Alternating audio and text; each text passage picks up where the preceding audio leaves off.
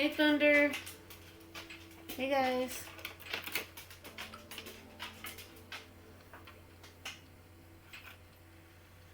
Let's get started. A little bit on the late side, but better late than never, as I always say.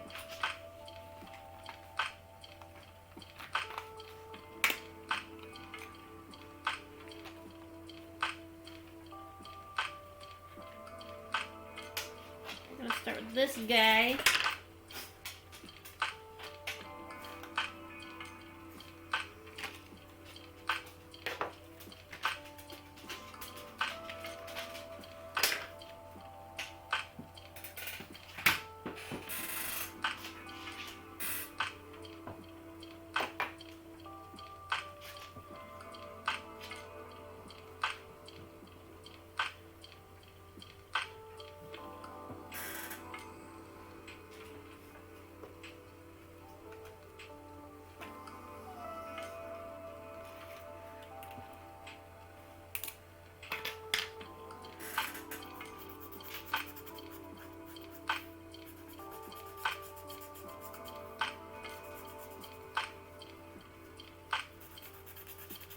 How's it going, Thunder?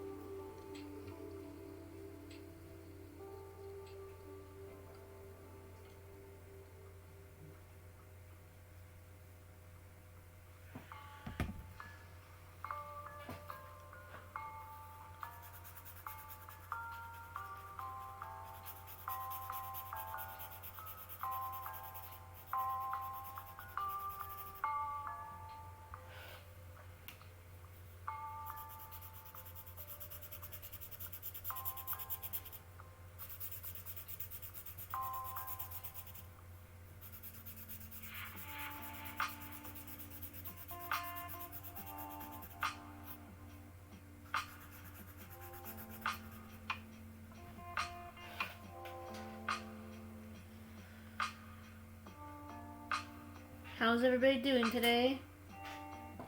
I'm still not getting any. Might have to reload the chat because I'm not. It says there's no viewers yet. You know, just push along.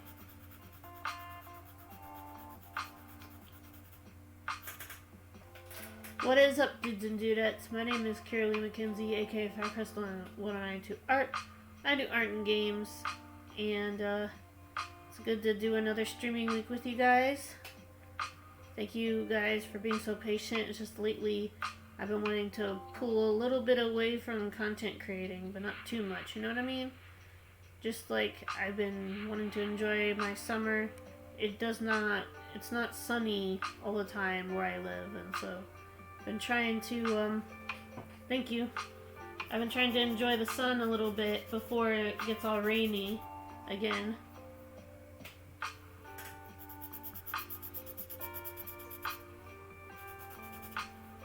I hope that the sunny, hot days are still upon us, but I'm not holding my breath on that one.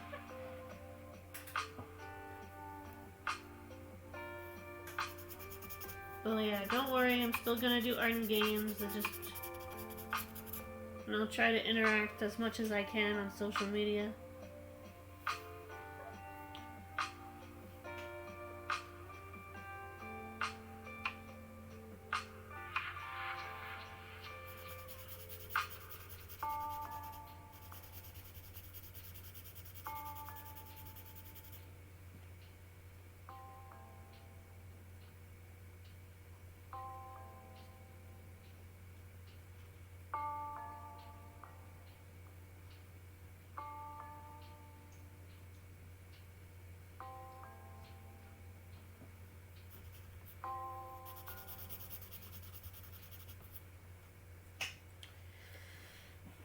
Gonna start on the little shirt.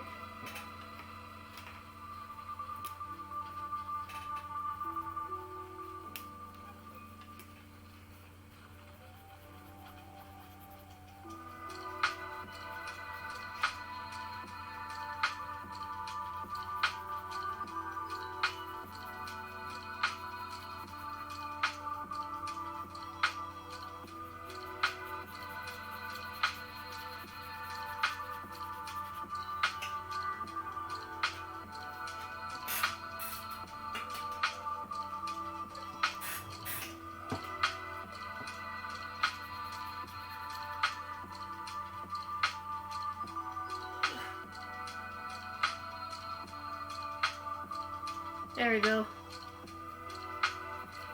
Vision problems.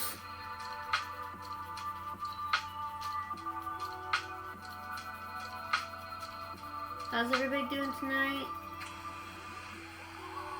We good? Music levels okay?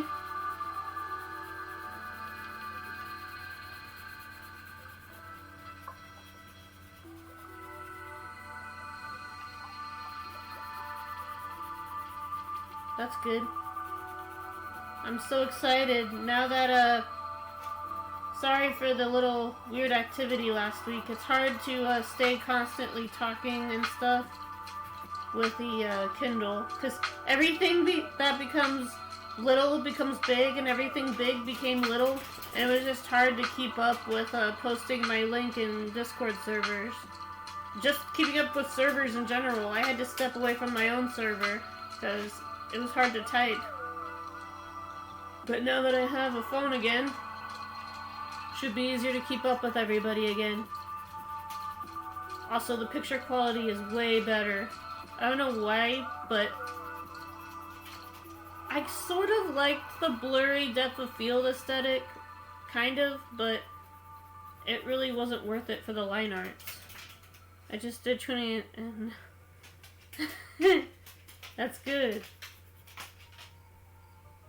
Speaking of Detroit, I plan on doing my second episode of the Deviant run soon. And then, oh, I forgot to turn off notification sounds. Hold on a second. Go away, Facebook. There. I'm gonna put my phone on silent for a second. How's it going? I'm gonna color some deck art prompts, and I'm also gonna color some original artwork of my own. I sort of made this a double prompt, because I do weekly art challenges in another server. And so I noticed that the prompt was deep sea, and the subject that week was a shark. And so it's like, I can kill two birds with one stone. And so I drew the shark, and I'm also did the deep sea thing. And as you guys may or may not know, my family has a beach house in our name, sort of. And so I like a lot of beach themed stuff. And you know, I was a summer kid, born in the summer, so it's okay. Does it still say I'm playing Ghost of Tsushima? Sorry, Nick's gonna change it to art in a second. Don't worry guys, I'm gonna play Ghost of Tsushima again on Thursday. Thursday and Wednesday are my gaming days. So, you came here for a game, it's tomorrow. I'm gonna play Killing It with Fire. I'm gonna kill some spiders.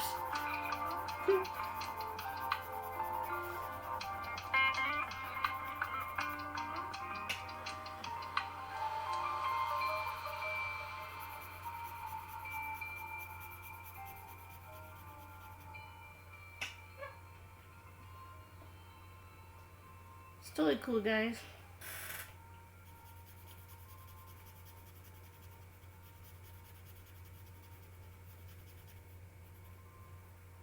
Oh man, I just been enjoying the weather, you know, where I live. It's not sunny out all the time. And so I just want to enjoy the weather while it's still sunny out.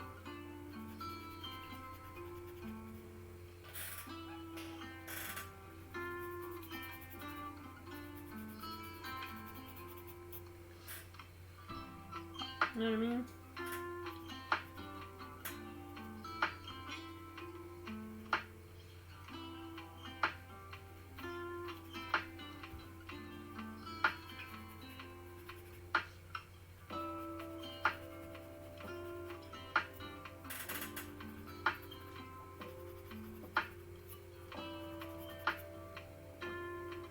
totally could cosplay as Lo-Fi Girl.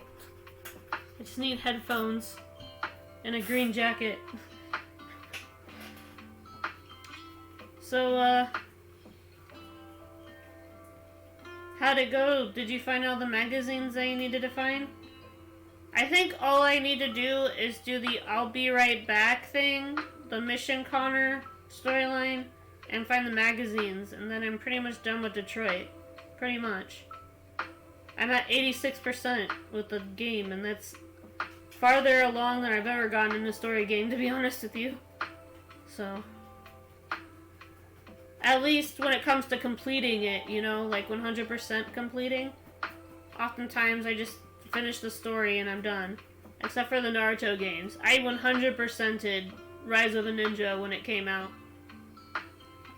Mostly because it was a fun game. I played it like 20 times.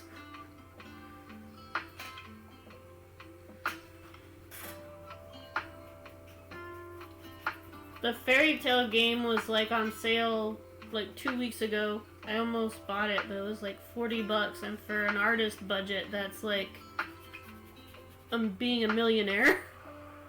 So I was like, oof. Better wait until it gets on sale for sale.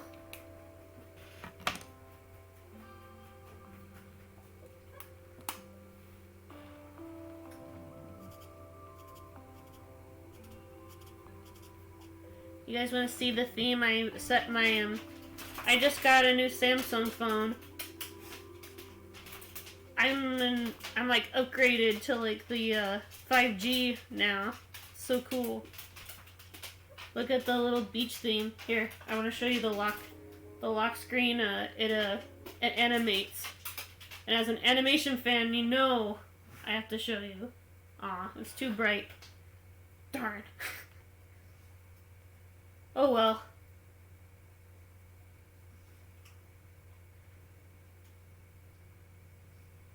Can't say I'm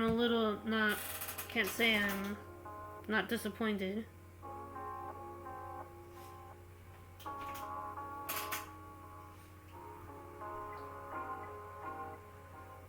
How do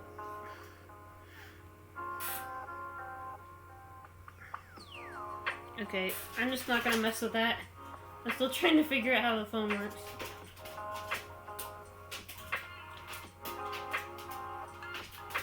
So, yeah, we're just gonna do a few deck art prompts, maybe color some original stuff that I've done these past few days. It's what I do, you know? I do the line art and then I color it on stream. You know, because I feel like not a lot of artists focus on coloring. People always ask me in my art classes, how do you color? How do you make that work? And it's all about lighting and shadow and what colors to pick with what. Oftentimes you'd be surprised what colors can go with what color.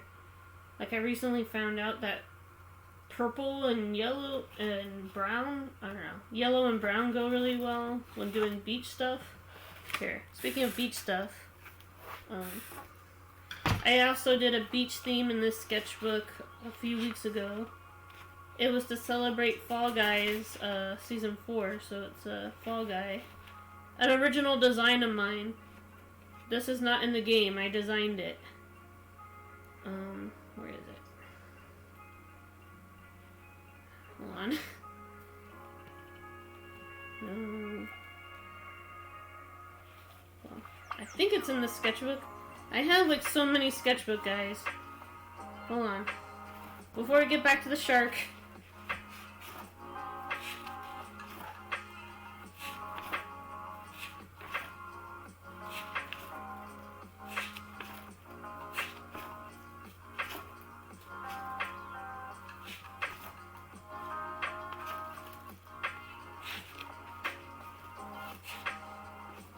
Oh, here it is.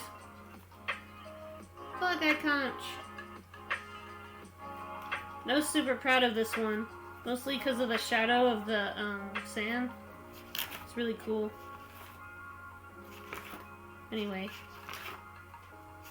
Sorry if I ramble too much every once in a while. since it's hard to find what exactly I want to talk about. Part of the stream is very improv. So a lot of my stream is yes and, you know, I kind of gain feedback from the audience on what should happen or what we should do. So, what do you think? What should I color tonight, Dork? The, starfish? We could just make this a whole beach-themed episode. Because it's getting warmer, which means it's getting closer to, swimming weather.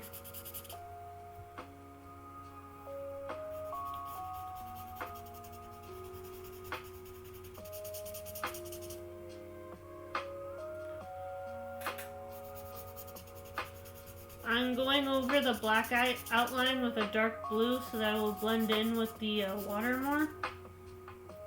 And also make it stand out under the blue, the light blue. And then I'm probably going to use metallic blue and a light gray because I believe this is supposed to be a great white shark, which is actually sort of more of a grayish color, ironically. So I think I'm gonna leave this here because it looks like a water ripple, so I'm gonna leave that. Normally I try to clean up a little bit of the cross hatching, but in this case it's sort of a happy accident. It will make the water look more believable. Water isn't always straight. Sometimes it ripples and shakes. So that will make it a little bit more believable.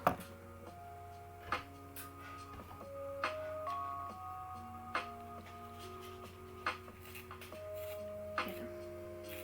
So I know usually on Wednesdays I do Rocket League, but I might do Killing It with Fire tomorrow.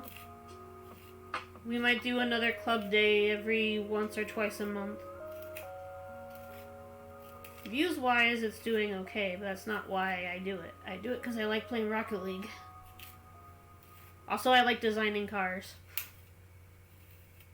I've been watching John Sandman lately, so I sort of became a car designer in Rocket League. Not intentionally, but I'm like, ooh, I'm gonna get this boost, I'm gonna get this blueprint, I'm gonna put it with these wheels with that car body. God damn it. And calm down. It's just the problem with the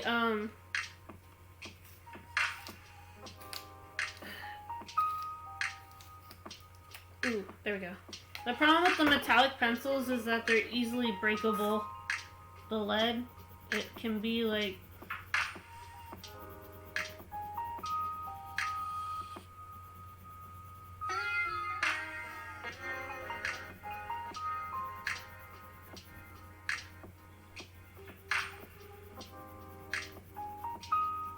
anyway, I gotta stop talking.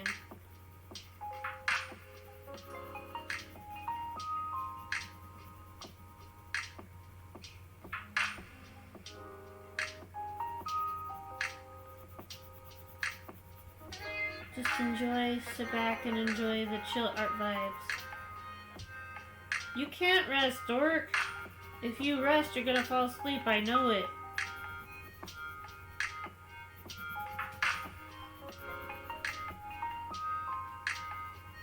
Are you still here, Thunder?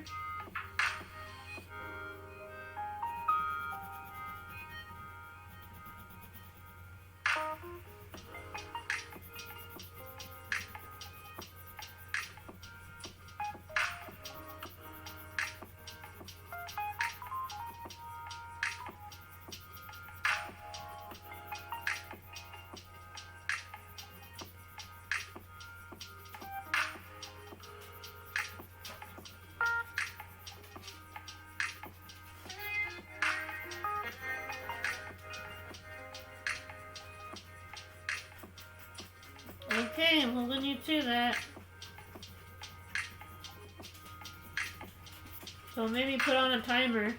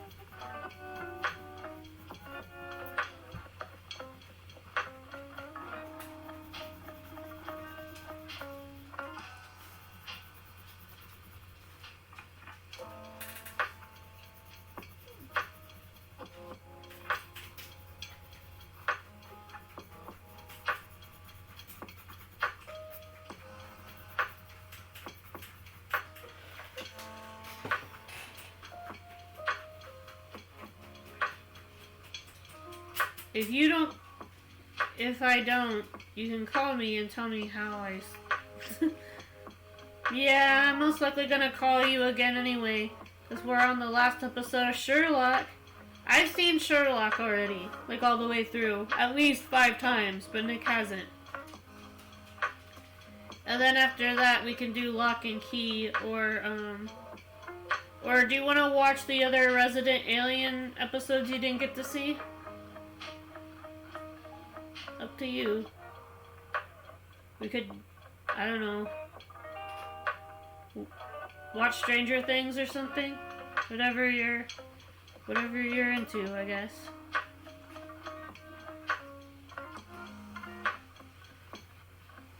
I'm trying to organize a community thing for all of us to do. And I'm up for anything. If you guys just want to do a art and chill session in the stream on the Discord, that's fine. I've seen a lot of art servers do that, and I've always kind of wanted to do it. Or we could do Among Us, or I would love to do Marbles, but my laptop literally cannot run it. Like, I tried running Marbles, and it just... all I got was a black screen. No joke.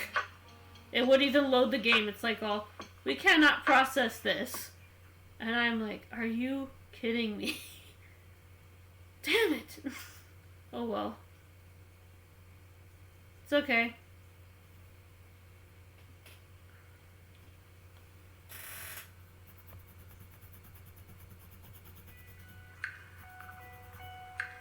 I kind of wish Marbles had like a console version. Like, I know it's called Marbles on Steam, but I find myself disappointed I can't play the game with my community. And I swear to God, we are going to play Party Pack 7. I bought it back when it came out in summer of last year, and I still haven't played it yet. And there is literally a game where you can draw a champion into the game. I mean, I was made to do that. I've literally been drawing pretend characters fighting for years.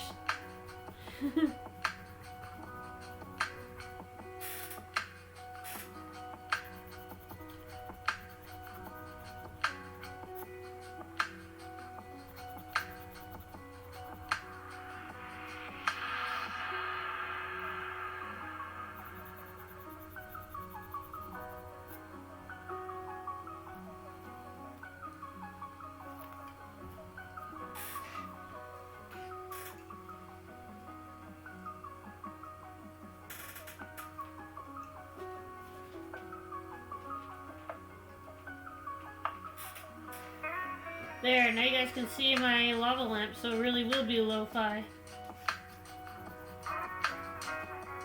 It's kind of crazy how how lo-fi kind of synced up with the lava lamp.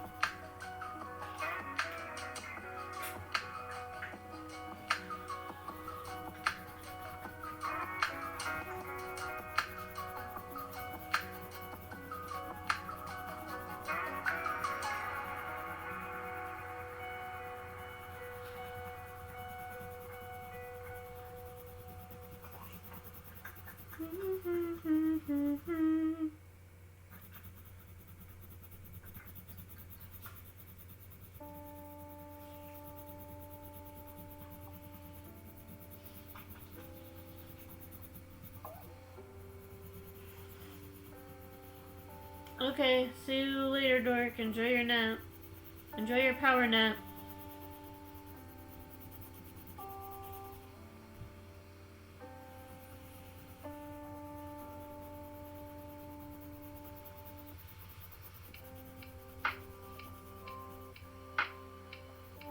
And remember, if you get a nightmare, you can change the dream. You are a master of your own reality. I need that advice. I had a nightmare this morning. It's always crazy whenever you like go in to go sleep, hoping that you'll get a good dream, and then you find out that no more lemon cake and Coke before bed. Pretty much.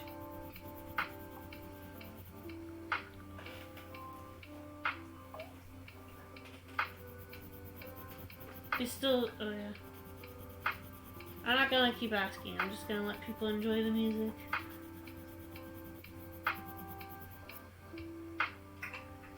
So I'm probably not gonna like use the metallic the whole way through like I normally would, because I kinda want some dark and light patches, you know, like regular water.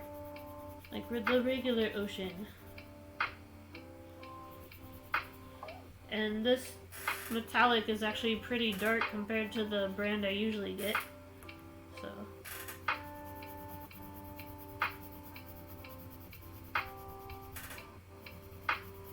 just a little bit of patches here or there.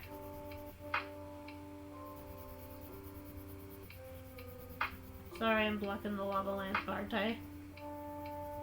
I actually have another one, but I have two, but the other one is off camera.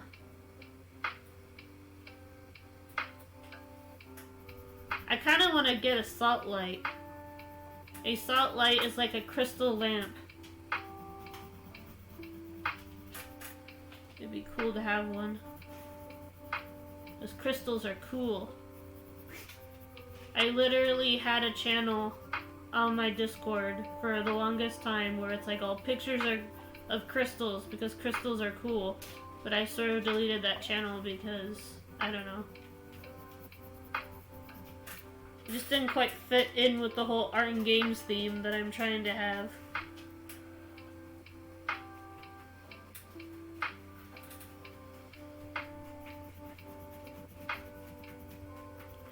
But maybe if there's more upcry to bring back pictures of crystals into the server, let me know. And I will respond with that outcry with posting all the crystal clusters.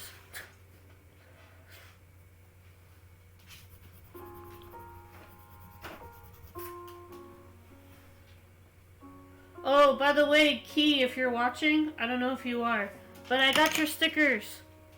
They came in. Thank you. And thank you again for the extra sticker. Oops. Look at the little Among Us. He's so cute. These are all done by my good friend Key. Key Arts.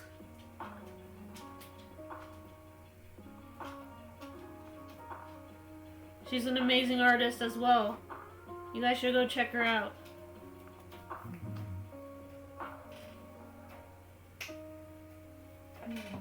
Seriously, we need to start putting in a shout out command. For when Jeff or if Mitch comes in, I wanna share some love, you know?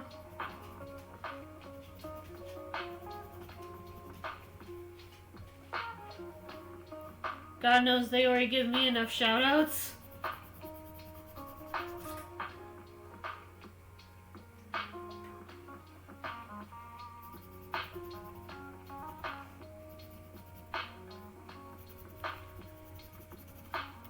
Thank you to everybody who's been super patient. I know my posting inconsistencies can be a bit annoying, but you know, I don't always know what I'm gonna do during the day, and sometimes it's hard to keep up with a steady time. But I'll try to create a sheet of paper and probably talk to Nick about what time is good to post artwork, what time is good to go live, and all these things. I have to factor in my time zone, which is LA West Coast timeline. Technically, it's like 10 p.m. right now. But I am a night owl and have a hard time sleeping at night, and talking to you guys helps relax me so I can sleep.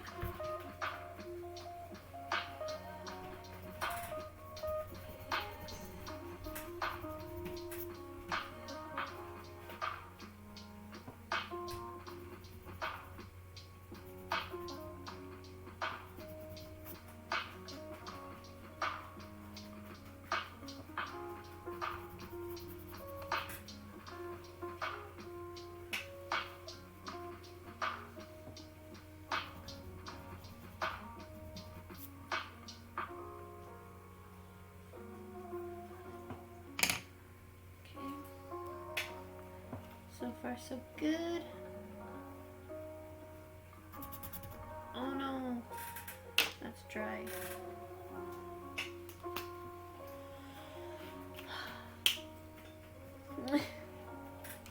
What a freaking rookie mistake. Okay, guys, just to reiterate, don't be like me. Remember that if you're gonna start with markers, put the cap on the lid. Put the cap back on the marker, or else it will dry out. This is literally useless now. Gosh darn it. I must have forgot to put it back on. I must have forgot to put the cap back on when I did some drawing last night. My disappointment is immeasurable, and my day is ruined. Just kidding. Okay. It's fine, I got other Sharpies, but I'm sort of mad that I make such a rookie mistake sometimes. Like that.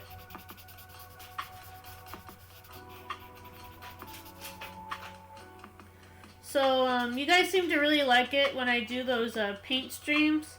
I don't do them very often, but occasionally I will color a ceramic statue or of some kind, and I really enjoyed doing the mosaic skull.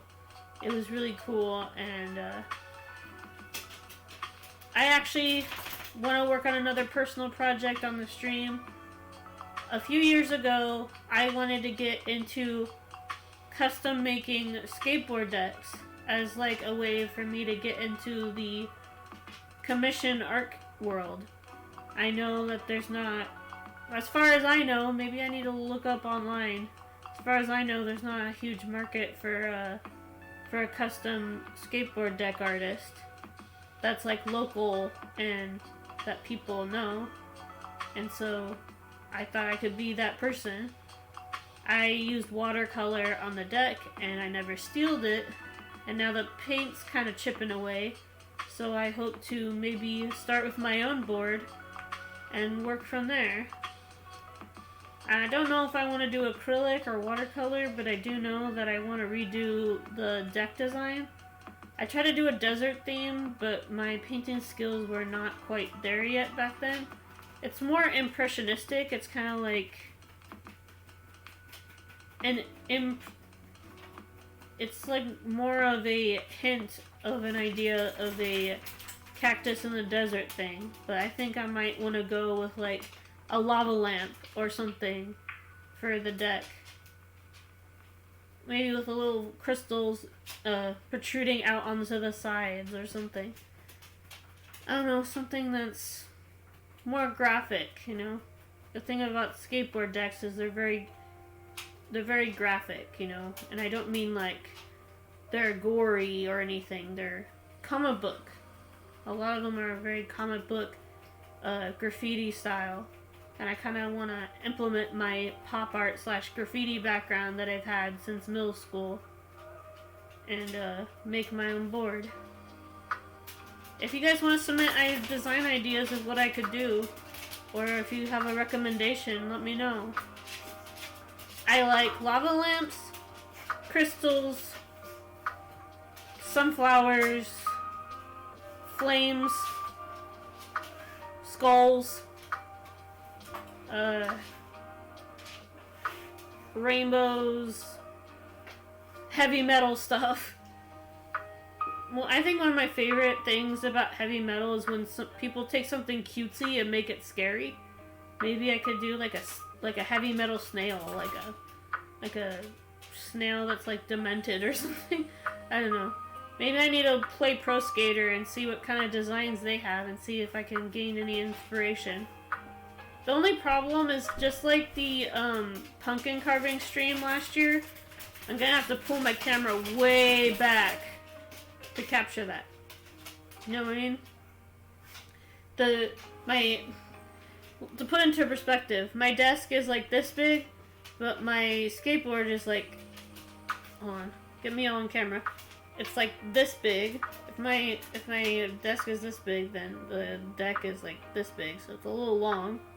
So it's not like a banana board where it's like a small board.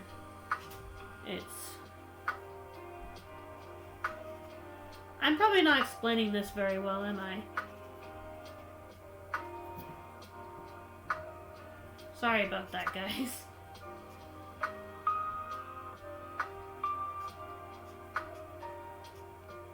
And you will never guess that this person is sort of a published author. Sort of. I've done my own run of comics and I was working on the 3rd issue. They're sort of convention exclusive comics, but I do have a website where I post the actual volumes that you can buy them from. But I might redo the 1st issue because it was people commented that the order of the panels were a little confusing. So maybe I can edit that and then... See, I grew up reading manga, and in Japan they read from right to left instead of left to right. And so I did the book essentially backwards, like a manga. But the thing is, sometimes I confuse my right and my left. And so sometimes the panels would be on the right side, and sometimes they'd be on the left side. I need someone to look over my shoulder and be like, nope, wrong side. Put that sequence of events before that. You know, I need someone being like, nope, draw that again. You know what I mean? I need like an editor to make sure that it's consistent.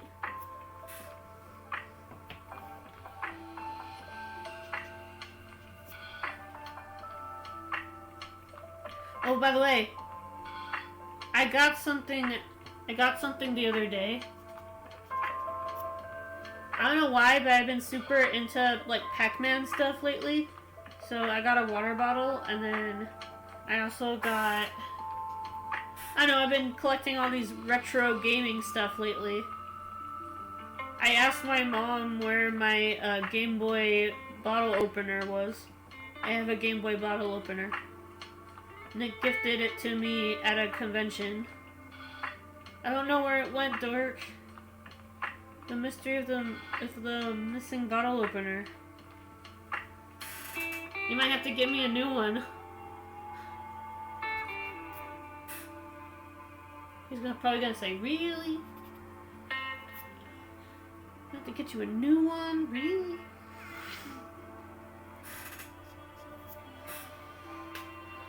Oh yeah, that's gorgeous. Now to make this look like a realistic shark, I'm gonna... I already did the metallic blue, but maybe I could add more. Yeah, that's dry. How about this?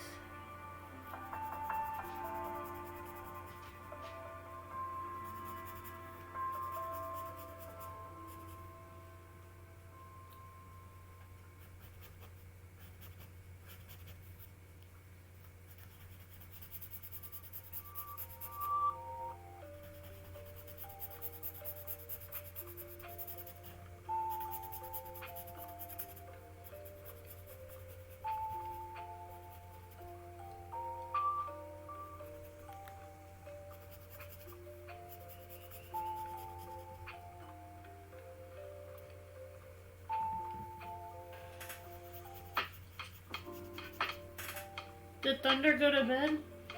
Or, oh, you are Thunder. Sorry. I thought you were Nick for some reason.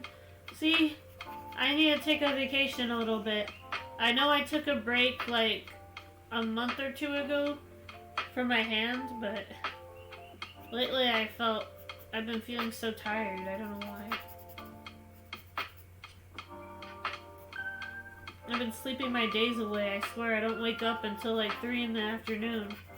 And I know that's not healthy. Normally I'm like late to bed, early to rise, but not lately. For the past 3 weeks I've been sleeping. I guess my body is saying, don't stay up all night, you fool.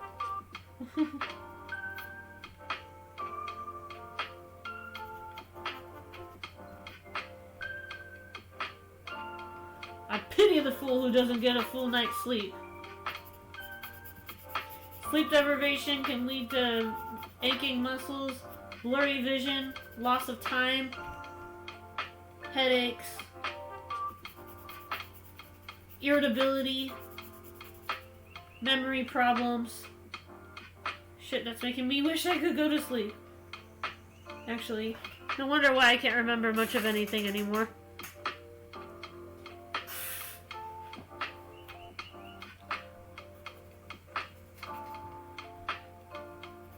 Maybe that's what was wrong with the guy from Memento. Maybe he just needed more sleep. I don't know, I've never seen the movie. We talked about it in film class, but as far as I know, I've never seen it. Or maybe I did and I was just really young. It is a movie about amnesia after all.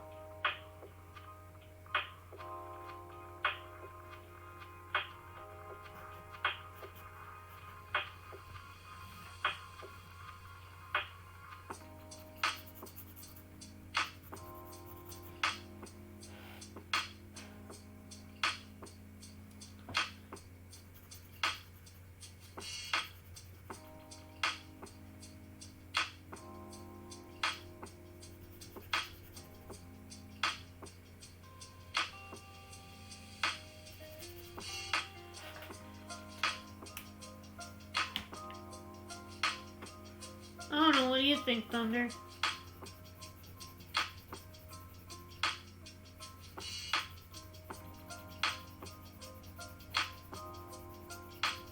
Do you think I've been struggling with memory lately? I probably have, haven't I?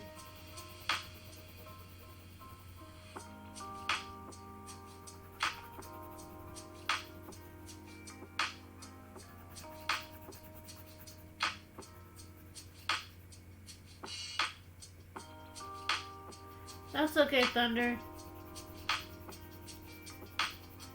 I'm sure you'll get a new stylist soon. Don't worry. One of the best parts about artwork is it's not the destination. It's not when are you gonna get this project done? What will happen if you don't? It's the journey. And if you feel like you don't enjoy the ride, then feel free to reverse it or just try it again, you know? Pack up your stuff and try a different road, you know? Like sometimes I'll draw something and then I'll be like, I'm not feeling this, you know? even if the drawing is sort of going well, sometimes I don't fall in love with a piece and I crumple the paper. And then I try again, and then I'm like, that's more like it. Even if technically the drawing is more technical and it will look better sometimes, I just go by what feels good for my style. Even if it means that some anatomy parts might be a little inconsistent. It's what I felt in that moment, you know?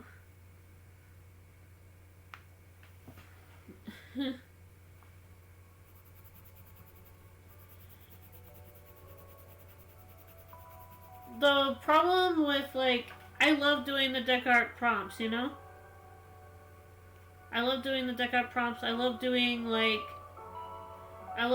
monthly challenges, but sometimes it can be overwhelming for someone who's not used to drawing all the time.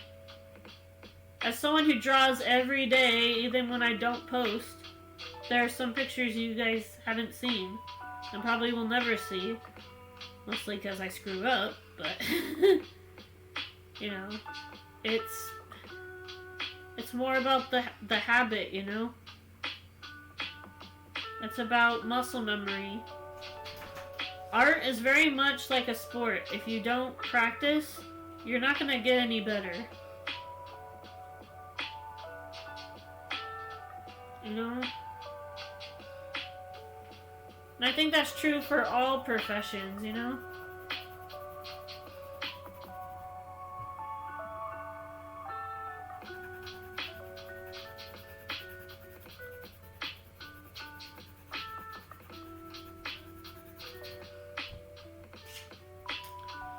I'm probably not making any sense, but I don't mean to sound like a philosopher or anything. I'm not expecting my art streams to change your life, but if it does, if it gives you comfort knowing that I'm here telling you how to do coloring, I appreciate it, you know, because I wish I had someone to watch, to gain knowledge from. When I started doing this, it was mostly by trial and error, you know? Sometimes a certain color scheme doesn't fit with a style, even if you like those particular set of colors, you know? Like, I wouldn't do the bright colors of the Powerpuff Girls with a Tim Burton film. I just wouldn't. Can you imagine Night Before Christmas if it was brighter? I certainly can't. You know what I mean? Like, I like horror art, but I'm not sure it fits my style, you know? But a lot of people say that when I do horror art, I actually do a good job, so it's a matter of perspective. Hey, Dank! Hey! Hi, what's up? Doing good? Yeah. I broke my phone a couple of days ago. And so I had to get a new one, and I tried to keep up with my art and stuff by posting with a Kindle, but the picture quality sucked. But now that I got a new phone, I can be more consistent with going live and posting again, and it feels good, you know? It's gonna take me a while to get back into the rhythm of posting normally again. That includes responding to, yeah.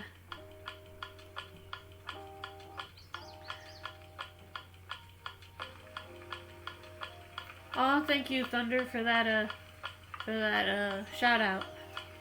Eventually, it's a work in progress. Eventually, we will, have a custom, description for every person in the community.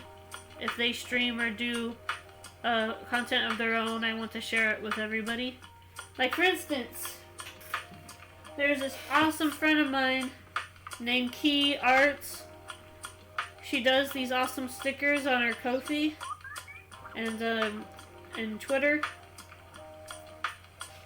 I mean, look at that. Look at that N64 cartridge. Tell me this won't look good on a skateboard or a backpack. That's so cool.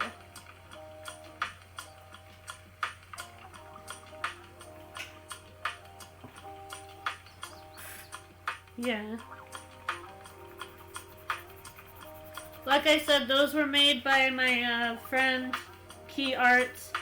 She does all these awesome stickers and stuff. And she's, I was so happy when I got the envelope because I was afraid that I wasn't ever going to get the stickers I ordered. And she even threw in an extra sticker, the Among Us sticker. I can't wait to put that on my board while I go to the, And I don't have to worry about the stickers getting ruined because I don't know how to grind. So...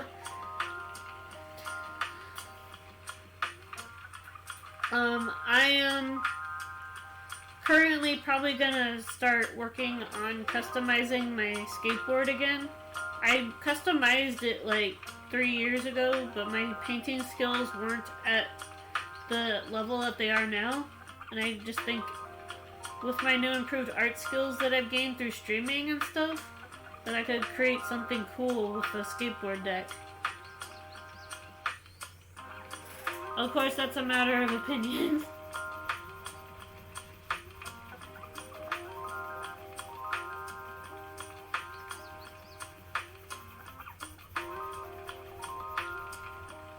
I'm thinking something simple, like a lava lamp or something. I know, it's become a meme, me drawing lava lamps has become a meme at this point. I know. But, I just love lava lamps. So, speaking of, so you know how in the last deck art prompt, I did like lava lamp balloon dogs for the, redraw challenge? I'm probably gonna do another redraw of the balloon piece, but do it seriously this time. I think last time I rushed it, and it wasn't as good. Oh, by the way, you guys want to see something trippy? Speaking of trippy art, so this side, this is for the prompt retro. So on this side, you got like a 1980s kind of graphic, and then when you turn it around, what happens? Oh, it's a Polaroid. So cool. I've always wanted to do this. I've seen artists like draw something where it looks like something else, and then when you turn it, it's in a different perspective. I wasn't quite sure if I was going to be able to pull it off, but I did. I actually posted a video. I did a, what is it called again? I did a chain tweet. I posted the picture, and then I posted the video underneath it. I might start doing that. I might start doing little in-progress videos. I know people love those. This is for sushi. I don't know if I might wait until next week to do this one. I might do the dragon tonight, maybe. It's a crystal dragon. Another tea. This is sort of a wood foresty, so these are like wood. And then, here's what I was gonna say. I drew another balloon dog. Look at him, he's so cute. That's what I might draw for the sticker, for the, next sticker stream that I do with the sticker sketchbook. I might try to draw a small balloon dog in one of the shapes. And then, we'll see. Then we got starfish. And I watched Brian and Amelia plant cactus, so I did a cactus study again. Honestly, you don't have to even give me an excuse. I will draw cactuses all the time. All the time, every time. No question about it. Sorry, I don't know why I'm burping. What am I, Rick? Listen, Morty, you gotta help me. There's been a disruption in the universe, and I need you to come with me, Morty. Come with me now.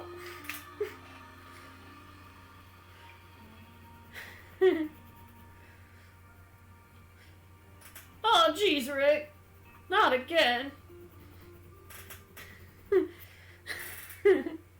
Anyway.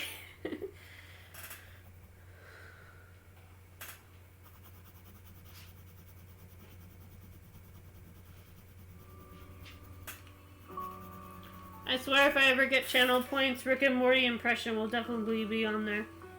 It's like, talk like Rick. It's like, I'll be like, wait, I haven't consumed enough soda. Because if I drink a soda can fast enough, I almost always burp a bunch afterwards. So it's perfect. That's how Justin Roiland did Rick. He drinks something and then he waits for the hiccups to come. The little burps. That is so great and so practical. You could have easily just put a burp sound effect in there. But the very fact that it's coming from him just makes it all the more authentic, and it's just awesome. Justin Roiland, as a voice actor, awesome. I need to put it back on my...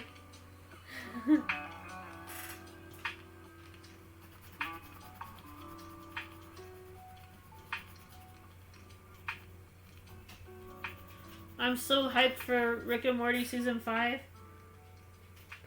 I'm kind of in the middle ground when it comes to Season 4. I think there were some hit or miss episodes. Most of the time, I really love Rick and Morty, like, from the start of the season to the end of the season. But there was something weird about 4. I don't know. I need to go put on Connor Hank. Oh, yeah. When Detroit Become Human first came out, there was like a fan art I saw of Morty dressed up as Connor, and then Rick dressed up as Hank, and it was the bar scene where they first meet. He's like Rick is drinking. It's such a good fan art. Like, I would legit buy a print of that.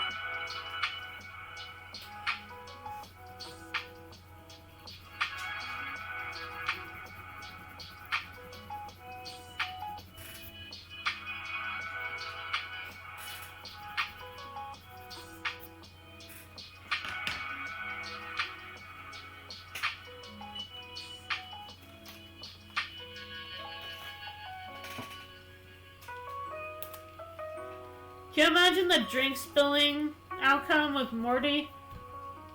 He wouldn't just threaten to punch him. He would probably like gamma ray Morty out of existence for like even thinking about touching his drink.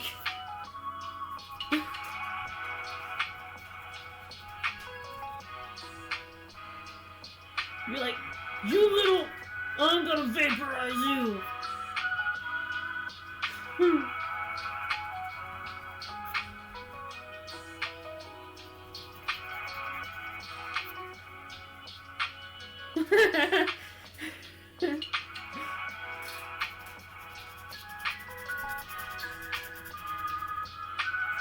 Oh, hello.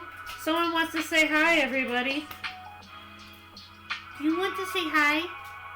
Do you want to say hi? Are you a hi person? Hello. Hello. Hi, girl. Hey, girl. Aww. Oh, woo, woo, woo. Oh, woo, woo, woo. Can you say woo? Say woo. Come on, say it. Say woo. Say it for the audience. Come on. Do your little famous... Oh, now that I actually want you to do it, you're going to be quiet now, huh? Is that how it is? Okay, Pearl, don't bark. Don't bark. Don't go woo-woo. Don't do it. A woo-woo-woo. Don't do it. Don't do it. Say woo-woo. Don't say woo-woo. Don't do it. Don't go woo. Come on. Say woo-woo. Can you say it? Can you say it for us? Can you say woo-woo? Say woo-woo. There she goes. I was like, what is she going to do? Come here. A woo-woo. A woo-woo. Say woo. Say woo-woo. A woo-woo. She's camera shy. She's not gonna do it on camera. But she'll do it when I'm in the middle of drawing. but she won't do it when I ask her to. Dogs.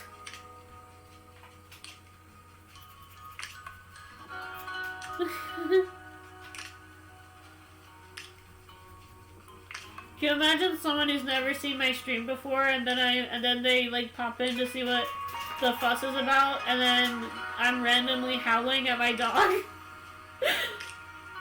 Quality content!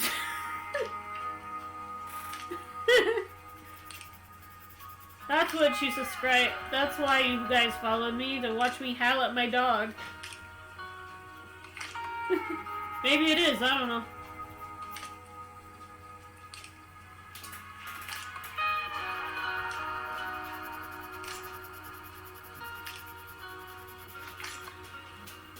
Maybe I should rename the sub chat Ooh Woo Woo instead of Crystal Cove. It will be Woo Woo Woo.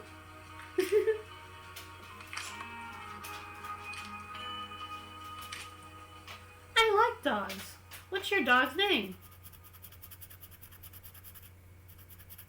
What's a Tuya? Just kidding. I love that meme. That was a good find, Thunder. I'm still laughing at that video. I try not to quote it to my mom because she'll have no idea what I'm talking about. She kind of gets some of the Detroit references because sometimes when I'd play it out in the living room, back when I used to stream in the living room, she would watch me play it. What's a Tuya?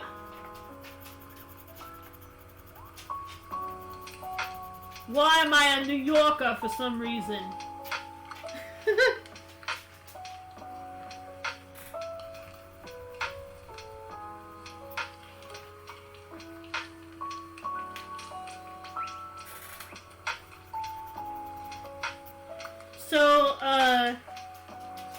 So a couple of years ago, people were such big fans of Shrek that they did something called Shrek Retold, where they tried to do Shrek.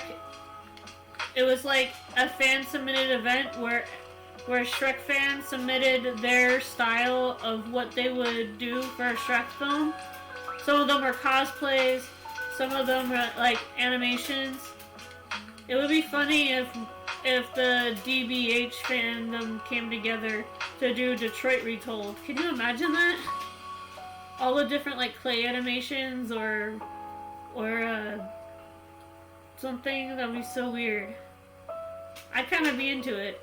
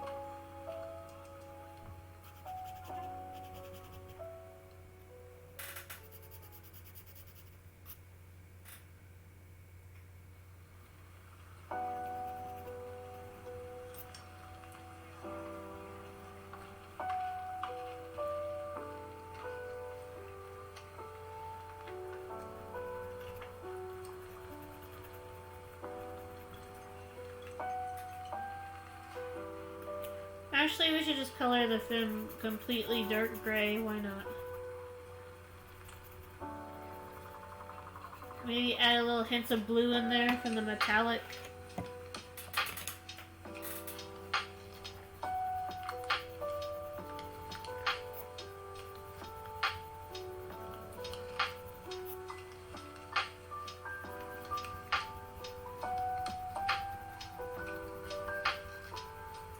You should get free on... What's that?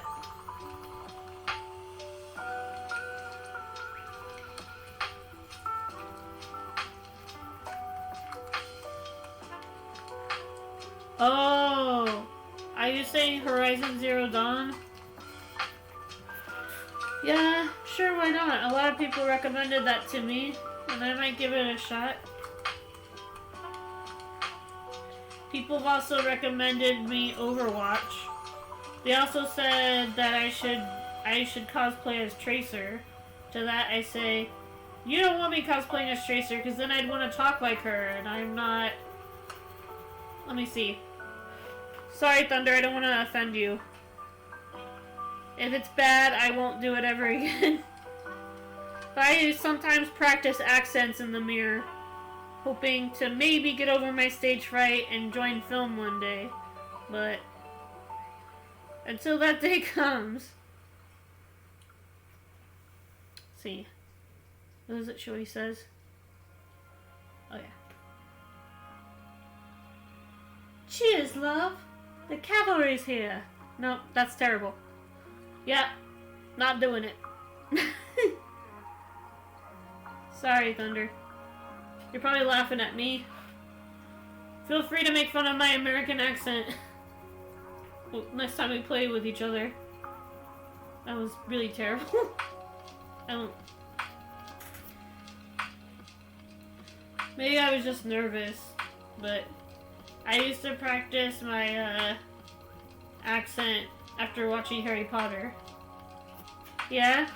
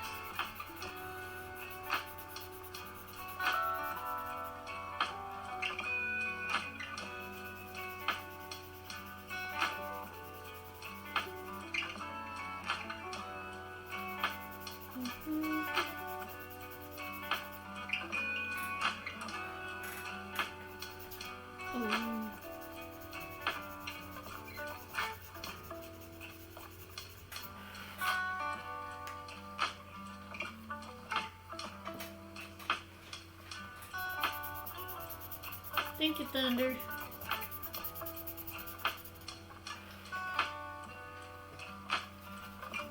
I'm probably gonna do a short little lava break.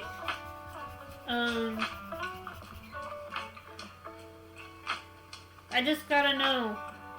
Do you want the slide or do you just want to chill and talk to me while I drink while I do some hydration? You know? Up to you guys. You guys want the chill slide, or should I do a lava cam? You guys want a lava cam? Here. I have that level up, but I also have this. Oh, it's blocked by the camera. Never mind. There's my face cam. Hi!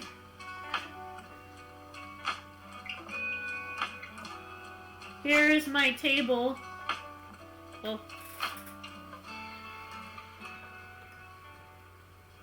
You can see all the little knickknacks that I have on there. Including an original Tetris and Kirby's Dream World cartridge for the Game Boy. Alright.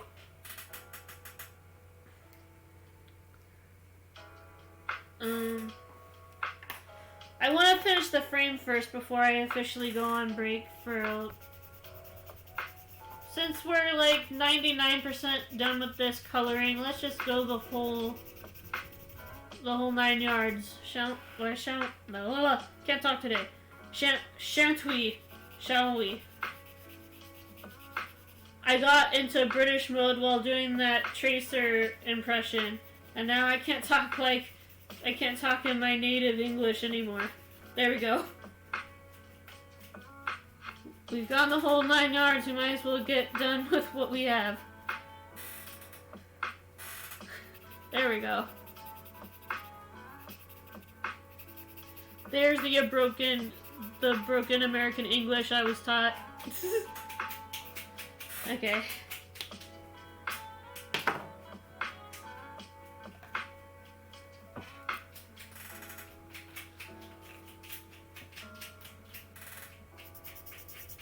Nope, too light. Oh, that orange. What, Thunder? What's wrong? Are you okay? Did I say something bad on accident?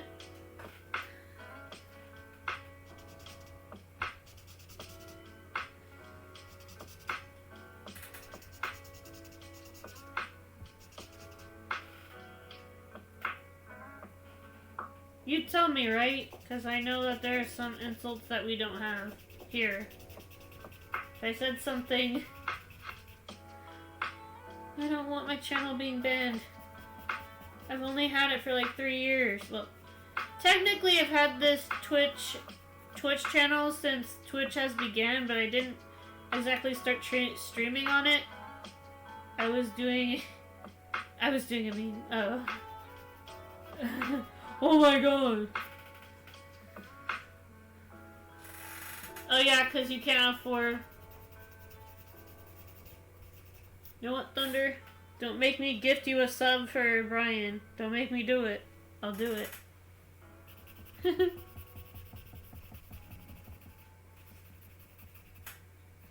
Okay, now I get it. Sorry.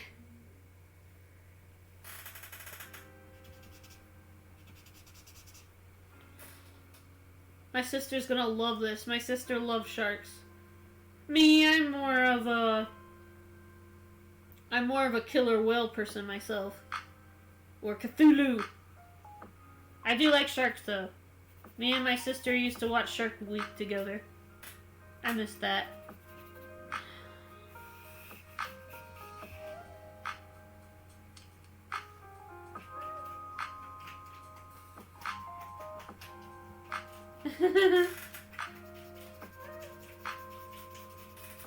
Okay, good. I don't want to accidentally offend you or anything. I have this unique gift of offending people. You know, I'm sarcastic, I'm sassy. It's both my defense mechanism and the way I joke around. And for some people, people don't see sarcasm as like a way to joke around. Some people see it as like insulting, you know? Like, they don't see it as like, oh, I guess I'm gonna, you know, stay here forever. You know, like that. I mean, films are getting more tongue-in-cheek, so maybe people are finally starting to get sarcasm. In a lot of ways, I'm sort of like Hiccup. I ramble when I'm uncomfortable, and I tell sarcastic jokes. Excuse me, barmaid! I'm afraid you brought me the wrong streamer. I asked for a streamer with witty remarks, extra art and gaming on the side. This is a stampering idiot. Kidding. You see what I mean?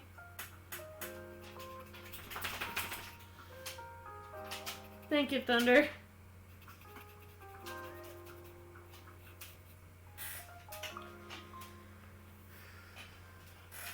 It's been a while since I've actually talked on camera, so I have to build back up, you know? I spent, like, even though I technically didn't have a break while my arm was injured, I still talked less because I like to move my arms when I'm talking. So I subconsciously did less commentary when my arm was hurt. Did you notice that? And so now I'm not used to talking on stream anymore. Then again, I've never really been good at talking in social events. I'm that one girl that's drawing in the corner or by the snack table, looking for the exit. Pretty much. Introvert levels 3000.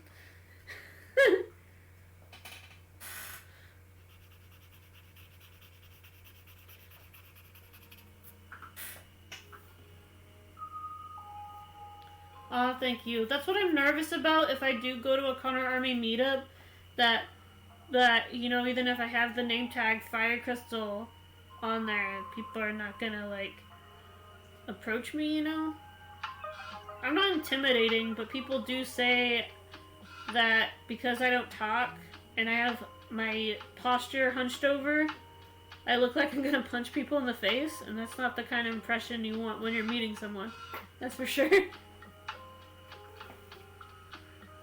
I tried to act extra extroverted when I went to the convention to sell my artwork. You know, I said $2 prints, you know, $2 for small prints, $5 for big prints. And a lot of my art friends said I was underselling my artwork. They're like, this quality of artwork that you do, it's at least worth $40. 80 at the most. And I'm like, whoa, 80? I don't think so. What am I working on? Glass? You know what I mean? I don't know what they mean by it's worth 80. I mean, the materials that I get for the art supplies are around $70. These markers that I like to use, they're 30, and I usually like to buy 2 boxes of them. You know, so I have a spare.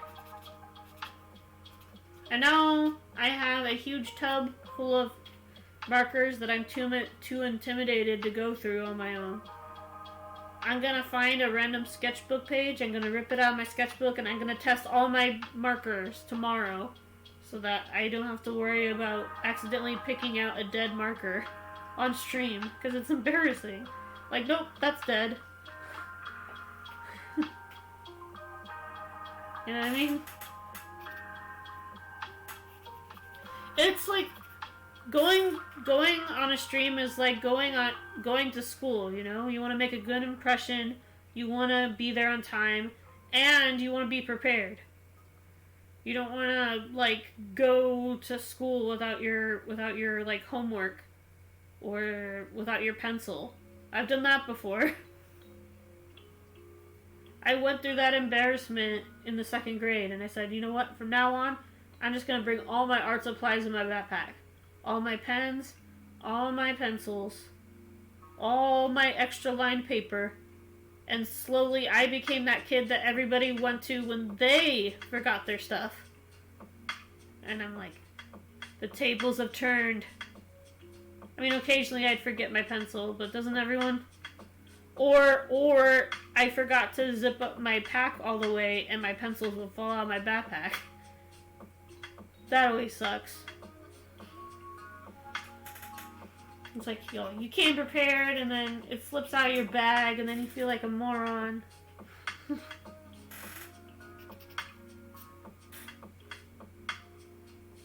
Or like or like that one time when you're like early for class, but then you have to go to the bathroom and then you're late. That's happened to me before. Where I get to school like 5 minutes early and then like and then like I have to go to the bathroom, but class starts in like 5 minutes. Oh no. That always sucks because that teacher that I had during that class is always the teacher that sort of like late shames you, right? They're like, oh, she's late again. You're not on time. Don't make me mark you up. You know what I mean?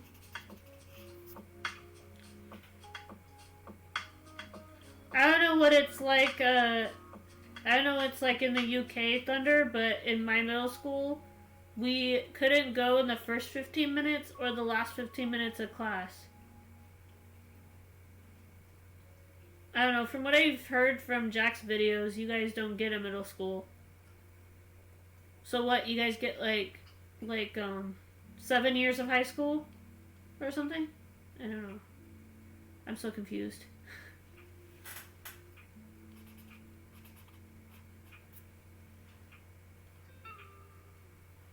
I'm always curious to know what it's like for other people, like what your education was like, and things like that. What was your school song? I can't remember any of my school songs. Except that there was this one school that I went to. We were the Eagles, and we sang it was kind of a derivative of a Steve Miller song, Fly Like an Eagle.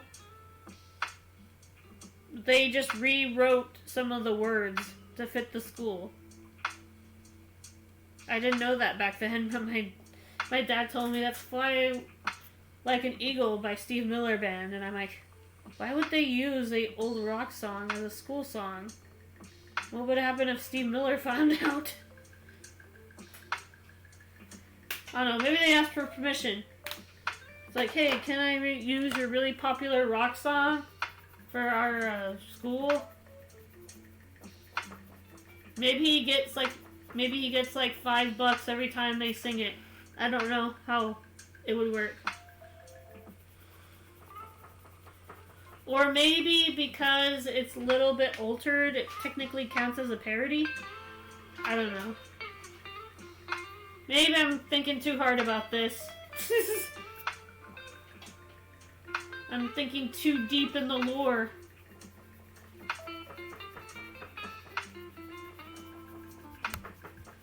Yeah.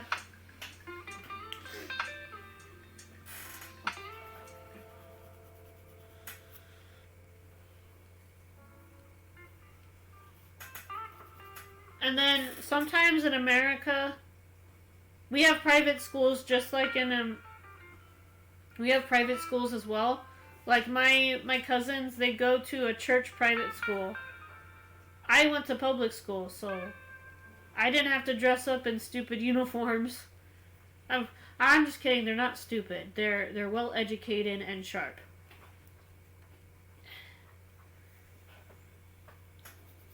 I could relatively dress the way I wanted as long as it wasn't red or blue, because those were considered gang colors where we lived. Can you believe that? Can you believe outlawing a color? Can you just imagine that?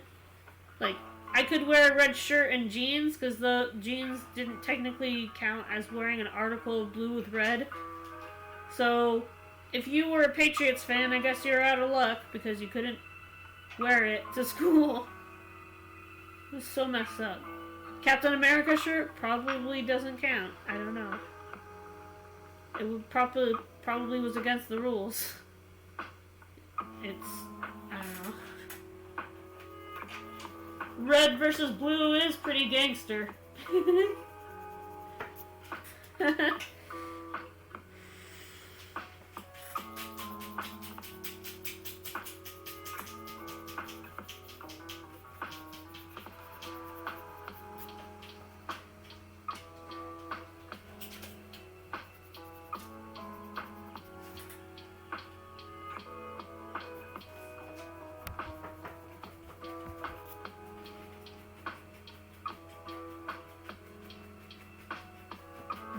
Hola! Cinefique.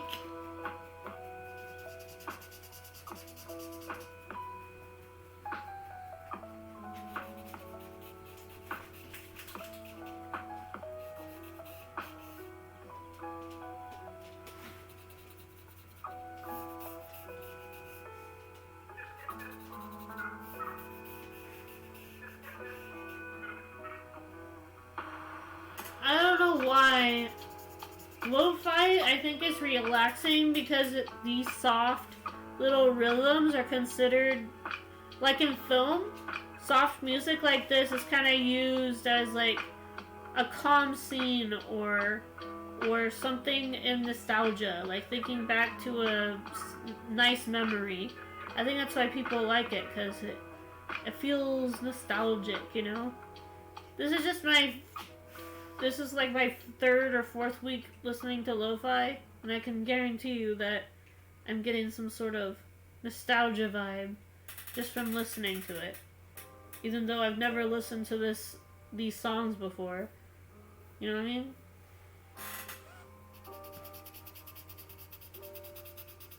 Like I could see this being played in like an Apple commercial or something. They like to be like, memories. Get this camera to capture them. Apple.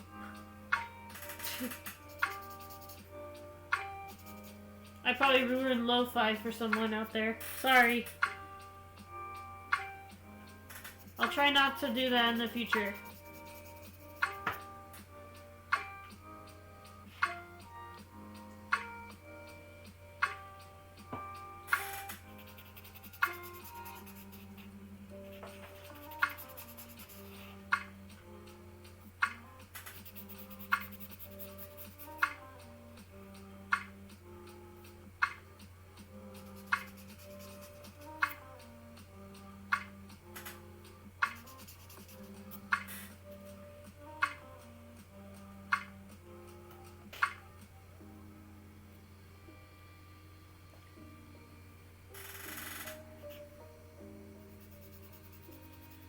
Uh-oh, I probably ruined it, didn't I? Actually...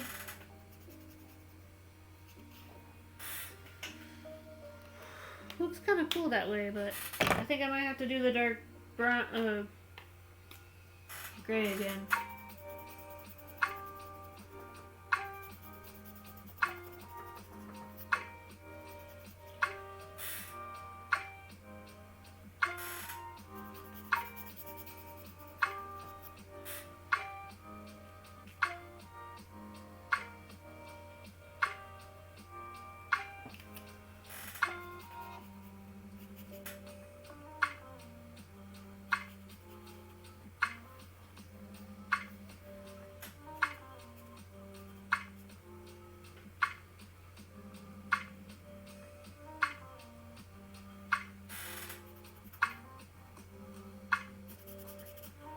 Alright.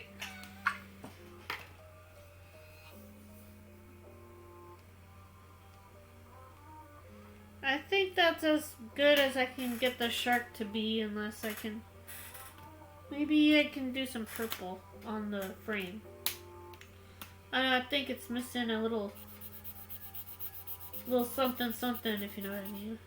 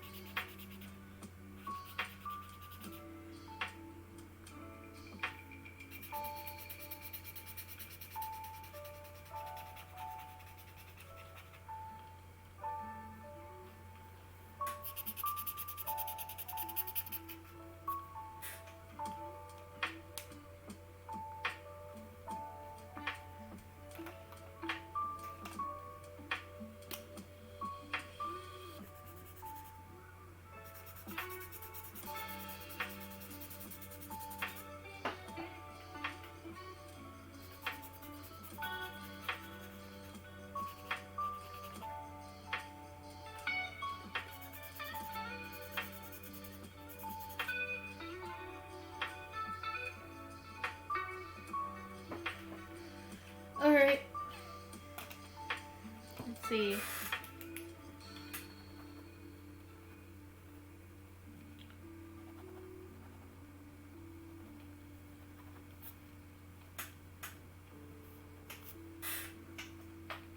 Yeah, I think we've done all we can. So here is the shirt. It is a good shirt. He's on our side. He's snarling at haters on the internet. How's that? If you're a hater, he's pointing at you.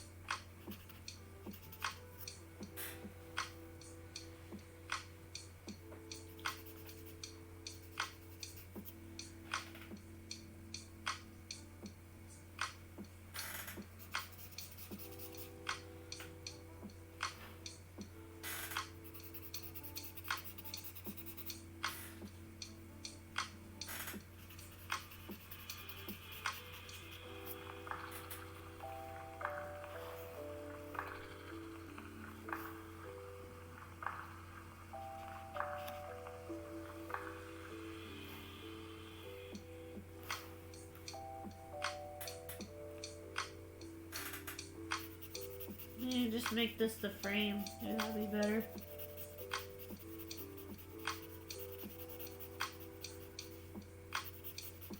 I like the little fin, but it doesn't quite fit with the rest of the color I did. Oh well. I still think it looks pretty decent, even if this part right here kind of bugs me. But it is what it is. Colorings aren't always perfect, and that's why we like it. Maybe it can be like the Liberty Bell, you know? Perfectly imperfect.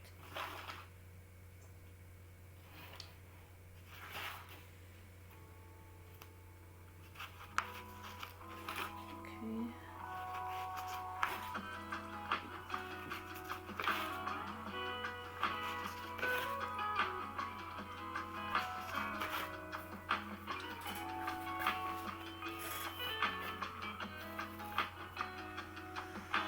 I have a special pencil that I want to use for this one. Let's see, did I bring them up here with me? Did I bring them down here with me? I thought I did. Where are they?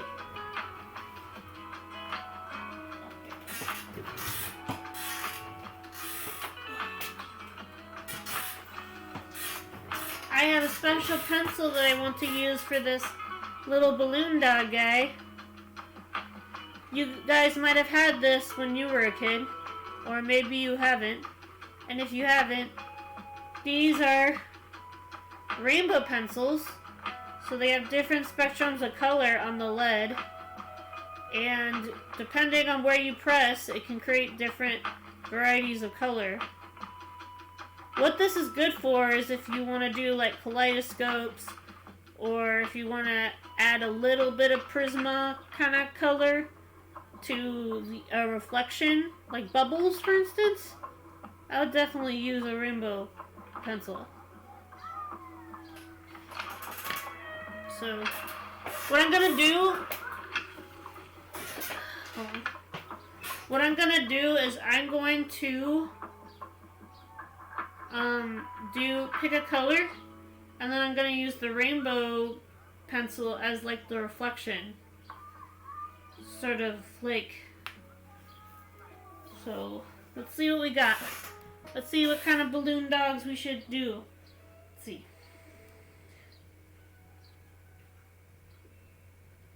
I'm gonna look up balloon dog, and then we're gonna see what kind of colors we can pick from the bunch. So we have light blue, green, or we have the rainbow balloon dog. dark blue, gold, silver. Ooh. Silver. Black. Black might be hard. Mosaic. Mosaic would be different colors, just like the skull.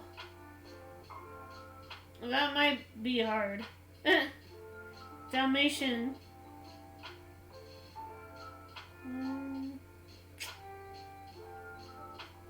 I think the classic color most people associate when they think of balloon dog is either pink or red. So maybe confetti. The confetti looks kind of nice, actually. Now I'm going down the balloon dog hole. Oh no.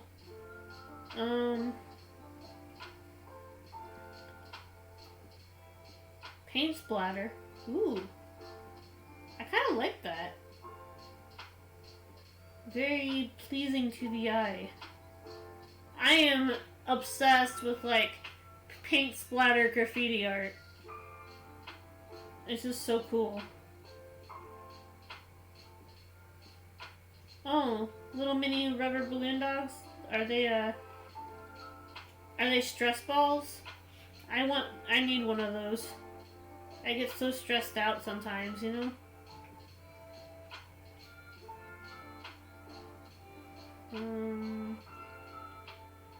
Yeah, I'm not sure. This is gonna be tough. Thunder, do you know what color we should do? Could be any color you want.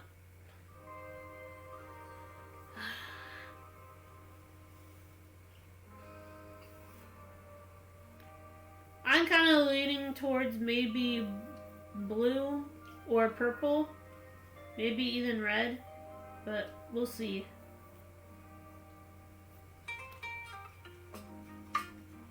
Gold.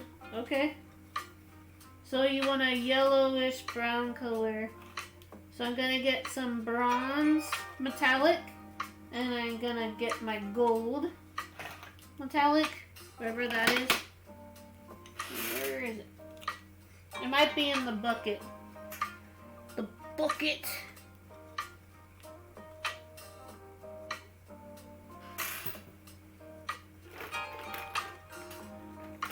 Yep, there it is. In the bucket. Here are all the colors we're going to use. In case you want to get these yourself, these are Art Advantages. They are alcohol markers. They are double-sided, so you have the fine tip and the thick tip all in one pen. Sometimes the thick and thin ones are separate sizes. Like if you get a manga ink kit, the bold and the thin pens will be different pens. And sometimes they'll say size 3B or 3H. That just means, is it hard or soft? Is it thick or thin? Basically just what it means. And then we're going to have brown as the outline. I don't know why I picked up the purple metallic. Maybe we can add some purple reflections. And regular old yellow. That's what we're going to be working with. At least for the subject. The subject being the balloon dog. The background is literally what's in the background. What's in the box? The foreground is usually what's in front of the subject or around the subject. But since there's nothing in front of the balloon dog, we'll say the foreground is the frame, which it is. Sometimes I hand draw the frame, and other times I just use a solid color, and then I use a different color for the outline. It really depends on what I feel like. I guess for this one, I felt like I don't want to draw the frame. I just want to draw the square. So, before I bore anybody to tears, let's get on with the coloring. So, this is going to be a little tricky because balloons are translucent. So, it's not impossible to do a translucent effect with markers.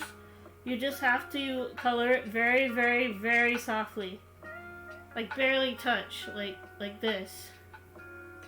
And because we're working with yellow, it's going to be easier to do that, actually. It's going to be easier for it to be translucent. Because it takes a lot of pressure for yellow to be seen on camera. By the way, I watched the Shang-Chi trailer. It looks so good. I don't know anything about this character, but I do love a good Kung Fu movie.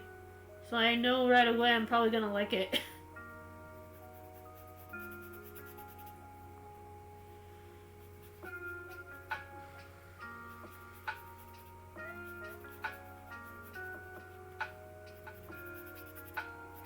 And then since we have a lighter subject, we should have a darker background. That way it contrasts with each other. And we'll make it more of an interesting picture for people to want to look at. That's just my opinion. You can do a light subject with a light background, but that's what most graffiti is, you know? It's like light on light instead of dark on light. But I don't know, I kind of want the background to be a little bit moody.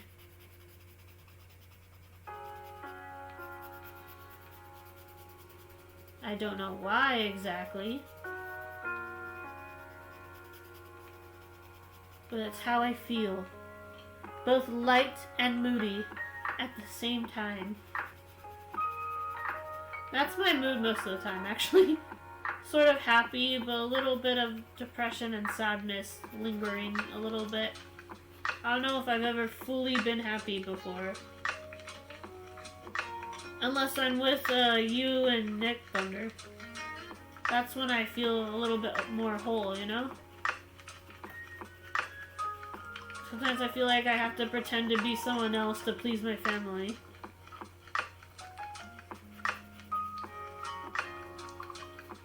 But I don't feel that way with you and Nick. And that's good. You should be comfortable with your mod team. You know what I mean?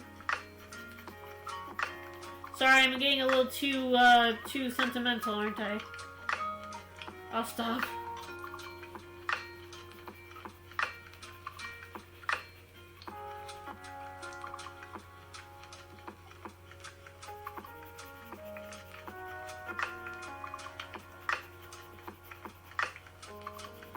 See, some people would recommend getting rid of the pencil lines while you're doing a coloring, but I sort of disagree. If you draw the outline, if you draw the outline dark enough so that it can be caught on a camera, and you like do it really hard to the point where it's black, and then you fill it in with a color. Like, don't make it like pitch black or anything, but just like a dark gray. You can actually have your shadows ready for you. That's what I discovered. Is I did a dark gray over here, mapping out the shadows ahead of time. And you know what? It makes the colorings go by faster. Because I already mapped out where all the shadows are gonna go. Most people who do line art, they want it to be super neat and super light with like no shadow.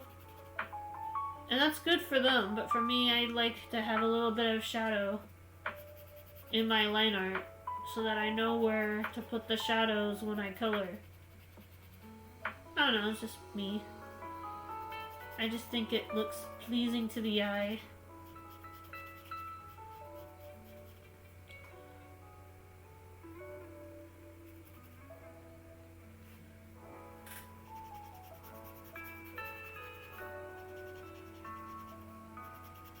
Yep, Nick isn't back yet. I think it's been more than 20 minutes. I knew he was gonna fall asleep.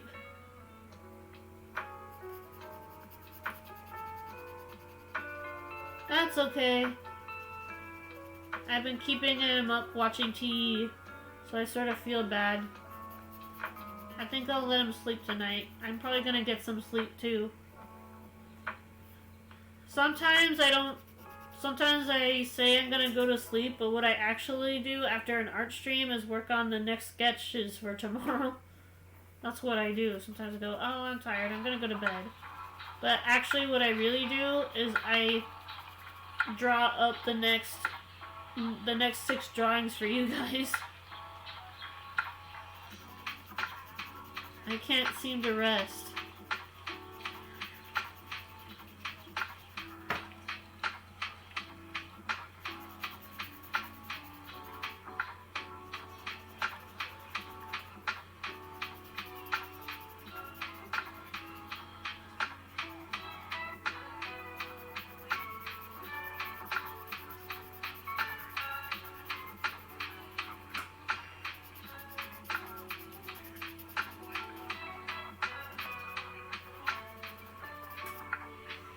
I miss the Chaos crew.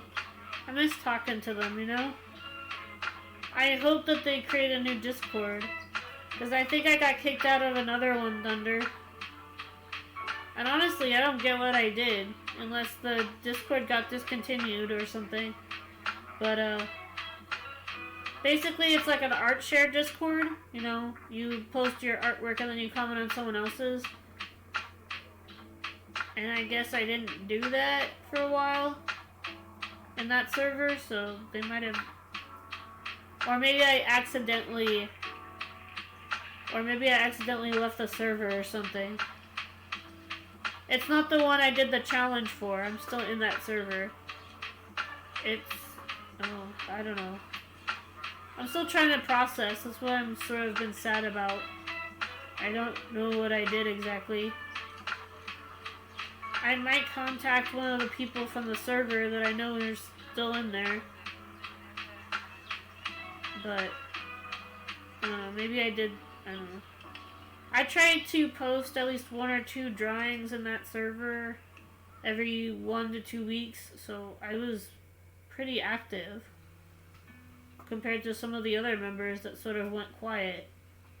But... And I did like and comment on some of the artwork, but... You know, there's a little flaw in servers like that. In that sometimes, you know, forced interaction is still somewhat forced. But... And the other server that I'm in, and the other art server that I'm in, you know, people actually talk in the chat, you know? And I like that. So I'm not cursing out the Spartans. I like being in that server. You know, it was another server and I don't know the name of it. I don't remember the name at all. Usually I'm good at remembering the name of the servers, but I'm not going to name it mostly because I don't remember the name of it. So if you're from that server, contact me, I guess. I think most of them have already unfollowed me, but I don't know.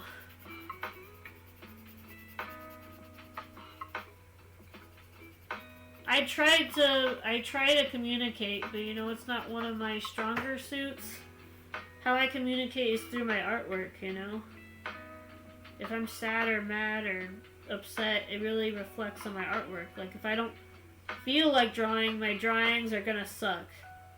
Like, that's just the nature of it, you know? And so lately I haven't felt like it, and lately my artwork has sort of reflected that. And now I feel like I'm finally getting into the mood again, so now my artwork is getting better. You get what I mean? Or maybe that's just my perspective as the artist, you know, every artist is the worst critic, yada yada.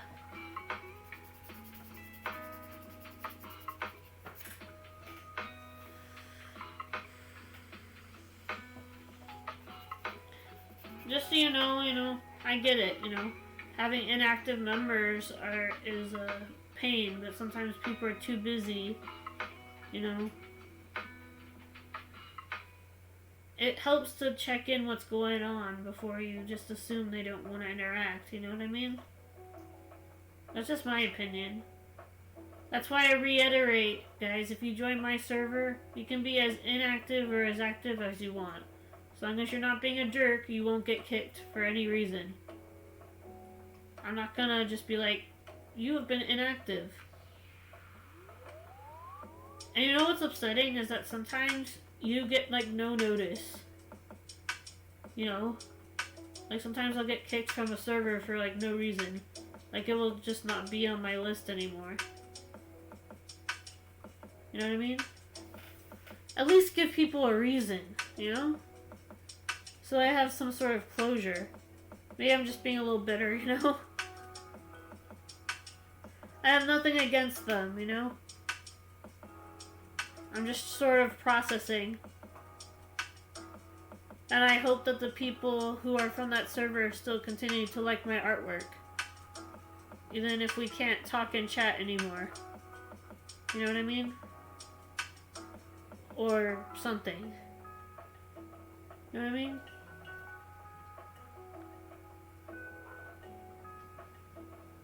I don't know if I'm making sense. Thunder.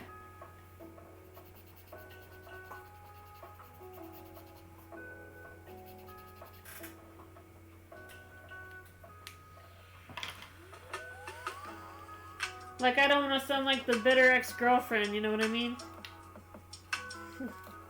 I want to sound like I'm being mature about this and saying, you know what? That's fair, you know what I mean?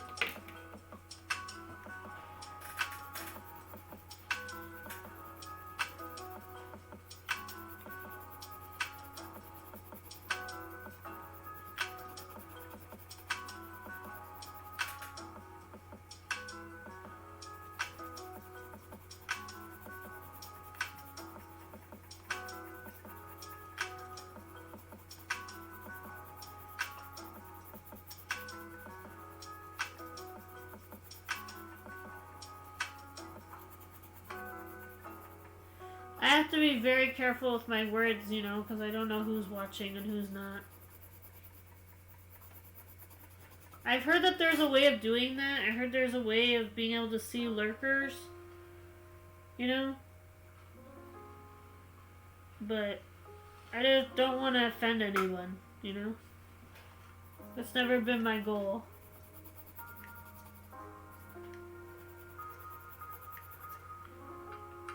It's just people sometimes misinterpret my my explanations sometimes, so I want to be sure I'm thinking about this.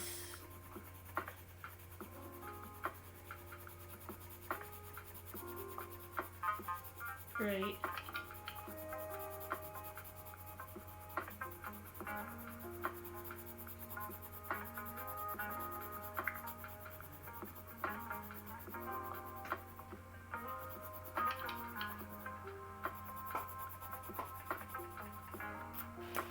Alright guys, I'm gonna...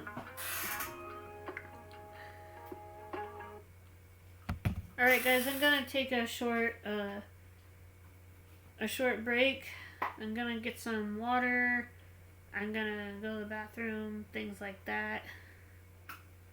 I'll see you guys in a little bit. Until then, enjoy this little music and slide that I've done myself. If you have any feedback on... if you guys don't like any of the music I made for the starting soon or break montage, I'll try to create better music in the future once I get a good music editing software. Until then, I'll be right back. Short break.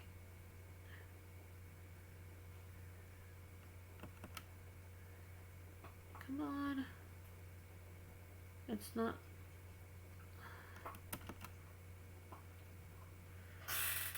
Uh-oh. Uh-oh. What did I do? Oh no!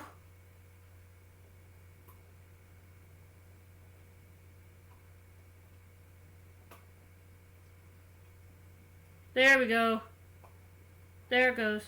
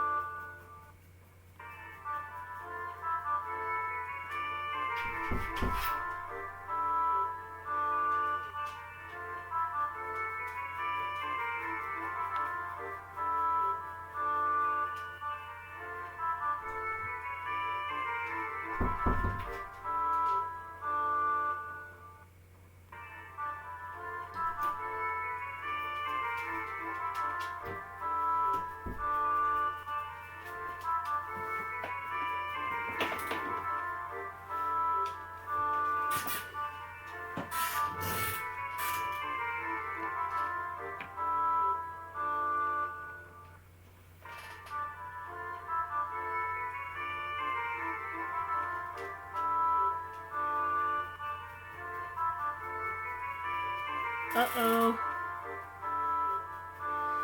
Thunder, I think my laptop's gone deviant. There we go. Told you it was gonna be a short break. Alright, for a second there I thought I lost you guys because when I tried to switch over to the lava break slide, it the laptop froze for a second. We got the white screen of death on OBS and I was freaking out. I was like, oh no, don't do this to me. I'm like 2 hours into the stream, you know. I would have to start all over again. I'd have to do a part 2.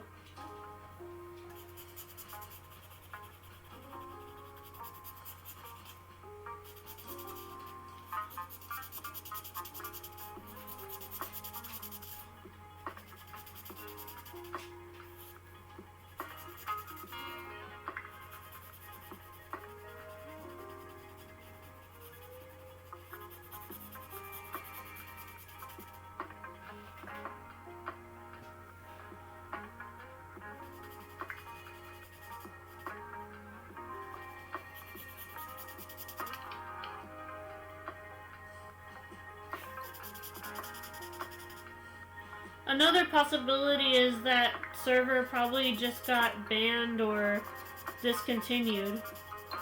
They probably released a statement saying that the server was gonna end and I didn't see it. Because my notifications sort of act like a little kid.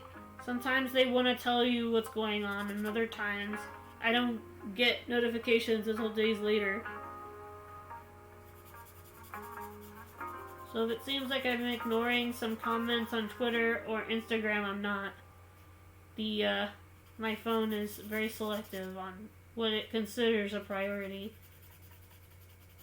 I put it on priority mostly for my sanity, otherwise I'll get bing, bing, bing, bing, bing, bing, bing, bing, bing, bing, bing, all throughout the day, and it would just irritate me. You know what I mean? Though I guess maybe I should take it off of priority mode, so I can get everything as it's happening. Maybe it would be better that way.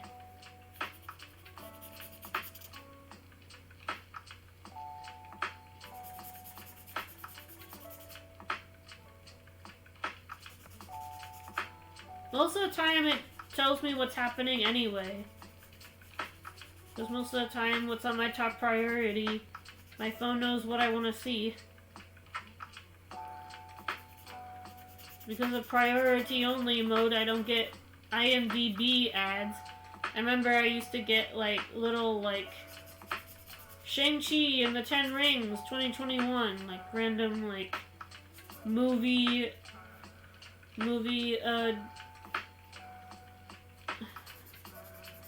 entry thing. You get what I'm saying?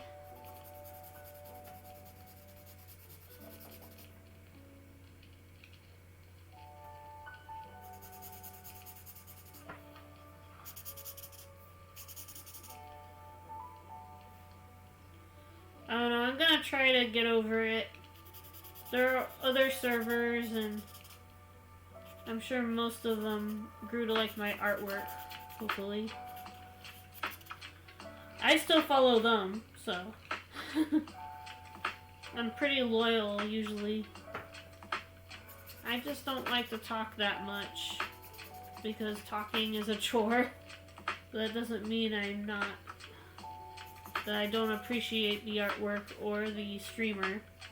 It's just easier to lurk, you know?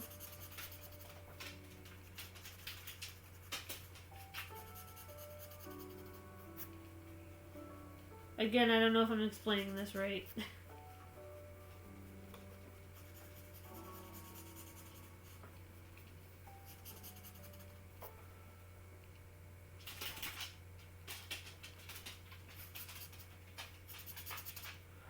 Maybe I should have went with the light yellow instead of the brown near the butt. I just thought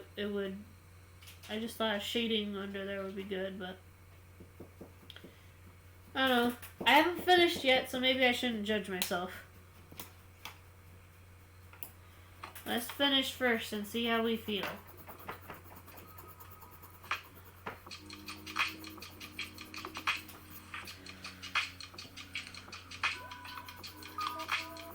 Thunder doesn't like it when I doubt my abilities. Yeah.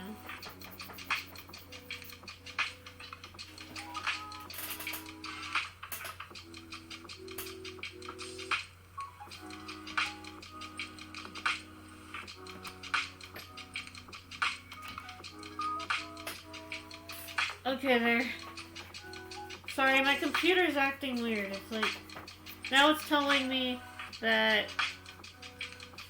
an update is available, but I'm not doing it quite yet. Because I'm still streaming.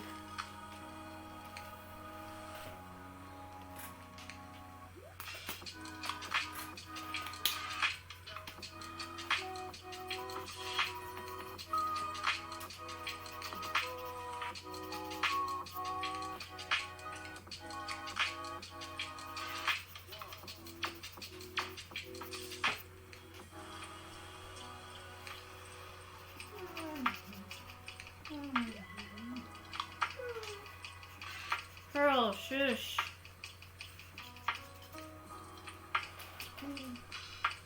Pearl. Stop it. Sorry.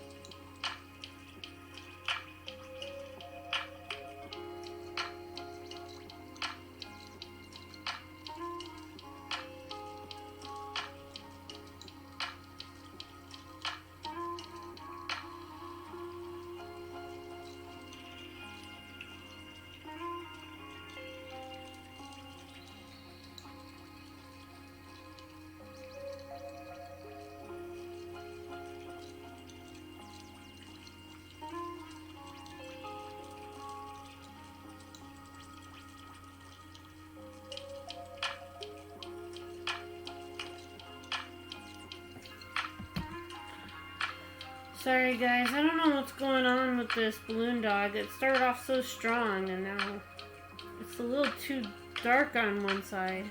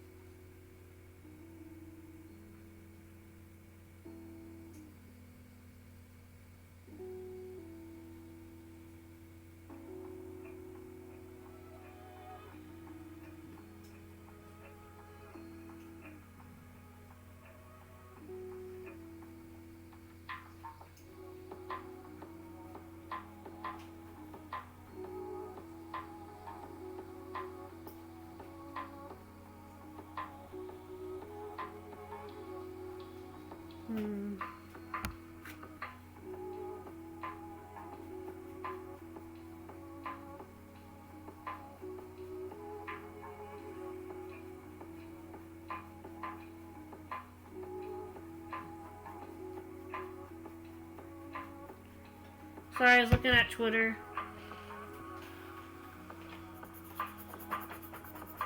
It seems like it's pretty quiet today. Sometimes I stream a little bit more if there's a bit more interaction, but today it feels sort of...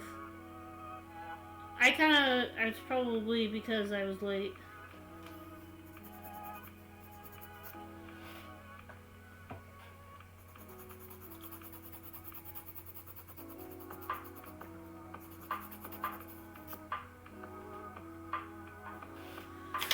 Let's try to add the rainbow color and see how that looks.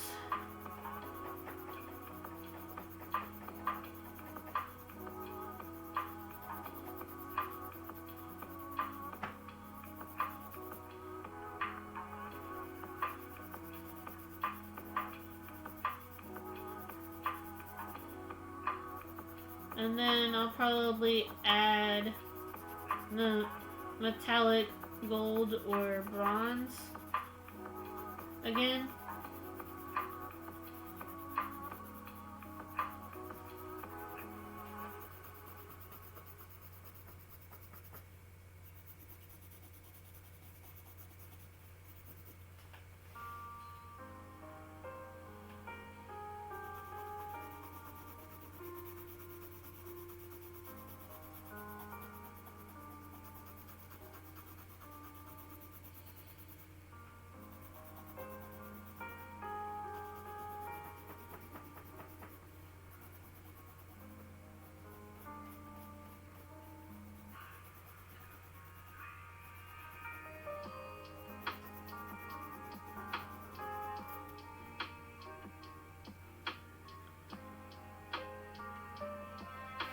Yeah, I've just been a little bit up and down, you know, mental health wise. I know I'm capable of being a decent streamer, and I know that skill wise I have the ability to do well. It's hard to ignore that voice, you know? But I've been confident in my abilities before, and I can be confident in them again, you know? It just sort of, it's like a cycle, you know? Sometimes I feel bad, and other times I don't. But I would rather be authentic with you guys than to pretend like everything's fine. And things like that, you know? Because then, you know, wouldn't you rather follow someone who is authentic to their emotions rather than to say, yes, I'm fine, you know, everything's fine. I'm just sort of, you know, feeling a little bit uninspired. I wanted to do the sheep prompt, but nothing came. So I ended up drawing a balloon dog instead. I guess that's where what I really wanted to do. You know? I've said this before, I might be part of the deck art community, but it's not fully what defines me. I've been an artist before the Deck Art Games community, and I will be an artist probably after that too. Not saying I will ever leave the community, I love it. Everybody's so welcoming and accepting. What I'm saying is, it's not my end-all be-all inspiration, you know?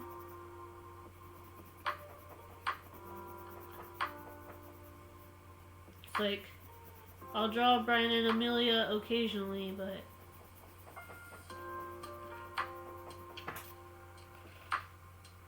I don't know, I thought about creating another account too, but I don't know if I should.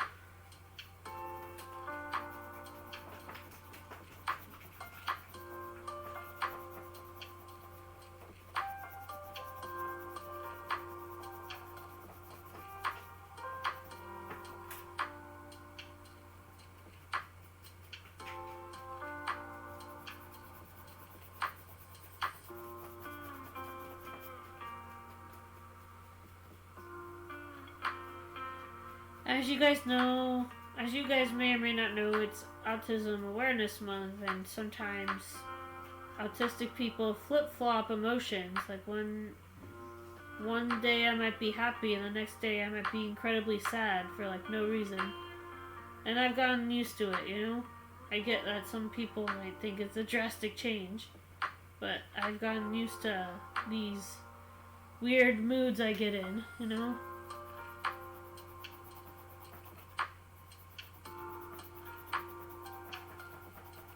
It's probably telling me I need chocolate. Chocolate is a great antidepressant. I mean, that's just a science fact, with or without confirmation from Professor Lupin. I know I feel a little bit better after I've had chocolate. That's just a fact.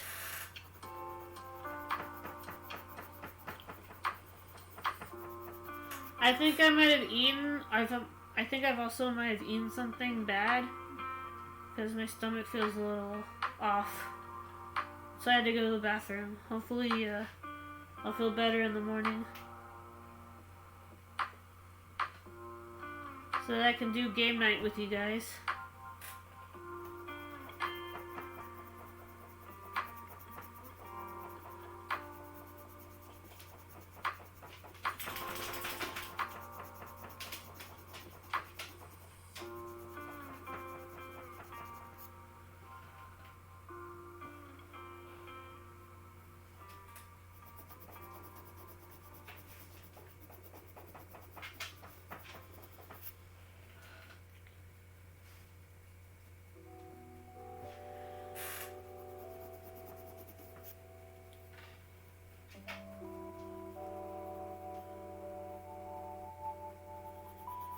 But yeah, Thunder, I get that you're sort of concerned, but I'm gonna be okay.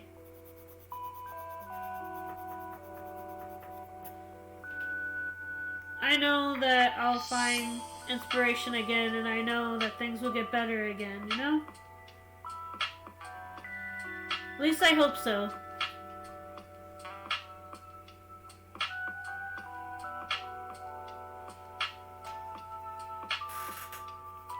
I don't want to be a downer, you know? I do these streams, they're not just to chill you guys down, they're to chill me down too. From angry thoughts, from dark thoughts. You guys help me by just talking to me while I work. I know it might seem silly, but I think this is all the therapy I need, you know? Though, if things really do get really bad, I might try to find a therapist, but I don't have a way to pay for that right now. You know, they charge by the minute, and I just don't have that kind of money right now to get help, sadly.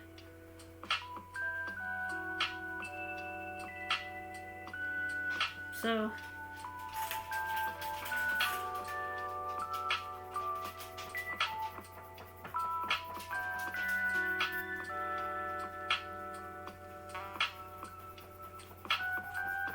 this might be the last piece for the night. I wanted to do more, but I'm just not feeling it, you know?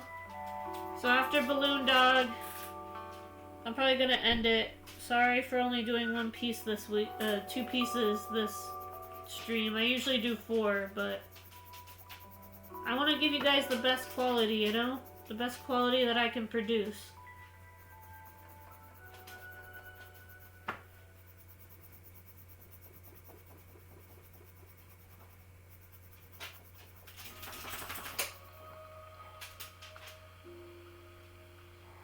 And then maybe we can talk, maybe if you are still awake enough, you know? I might talk to Nick instead. I don't want to, like... I don't know, maybe we can watch some DBH memes or something. I need a distraction, you know?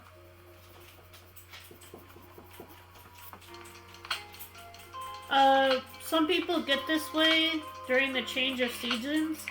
It's more common in the change between summer. It's more common in the change between fall and winter.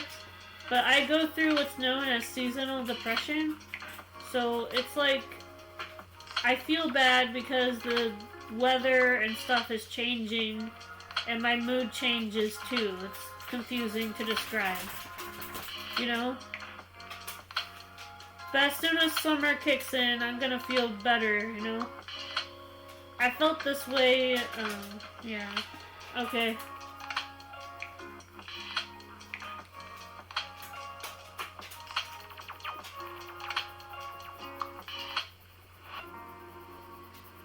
I've always sort of had this, like, cycle, so I know what to do and what not to do, so it will be okay, Thunder.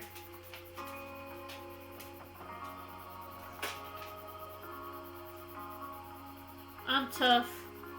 I'm cool.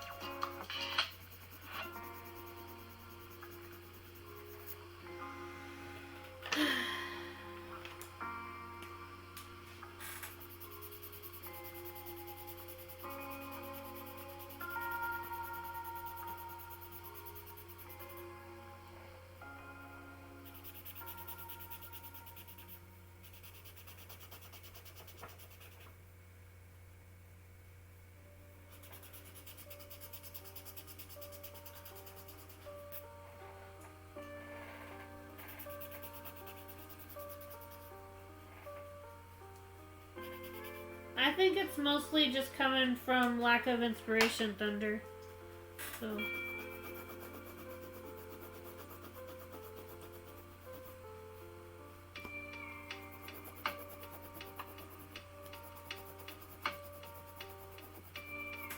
Hello, welcome. I do art and games. Today is art night, and I am doing a balloon dog. I did a shark earlier, and not quite sure where I'm going with this. It started off as gold, and then I sort of used a rainbow pencil. You know, it's sort of experimental, but ultimately I think it's gonna be cool. I have a feeling it's gonna be like a amalgamation of colors, and that's cool. You sure you're gonna be okay? Yeah, I'm gonna be alright.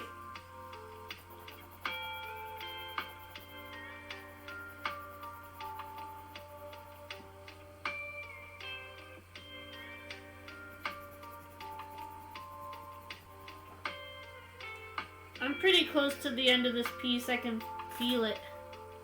You know, as soon as I'm done with the... I might just do a basic background. You know, like... Since this one is... Since the balloon dog's already super detailed, I think maybe just doing a simple, solid color with like a... yeah. Good night, Thunder. I'm gonna stay online for maybe another 30 minutes and then I'll probably end it. Normally I try to do at least 4 colorings on stream, but I don't know, I just feel kind of tired and stuff, so I hope to see you guys for killing it with fire tomorrow. I'm gonna kill some spiders. I actually, this is actually a thing that happened recently. I saw a giant spider in my house. I did not kill it with fire, sadly. Me and my mom trapped it with a Pringles jar and we set it free outside. So we didn't actually kill it. I don't know, I just feel like if they're not harming you and if they're not poisonous, you don't actually have to, you know, stomp on them. You can just put them in a jar and put them outside. They're not gonna eat you, they're gonna eat the bugs. You know what I mean? I don't know. Thank you guys for joining me today. Sorry I'm a little late. I had to get food and I was pulled in 4 different directions before the stream. Also, I was dangerously close to, like, taking a nap on the couch instead of streaming. Now that I have my phone, I'll be able to participate in art shares and comments again. It was hard to do that on a Kindle. So I'm glad I finally got a new phone so I can keep up with all of you again.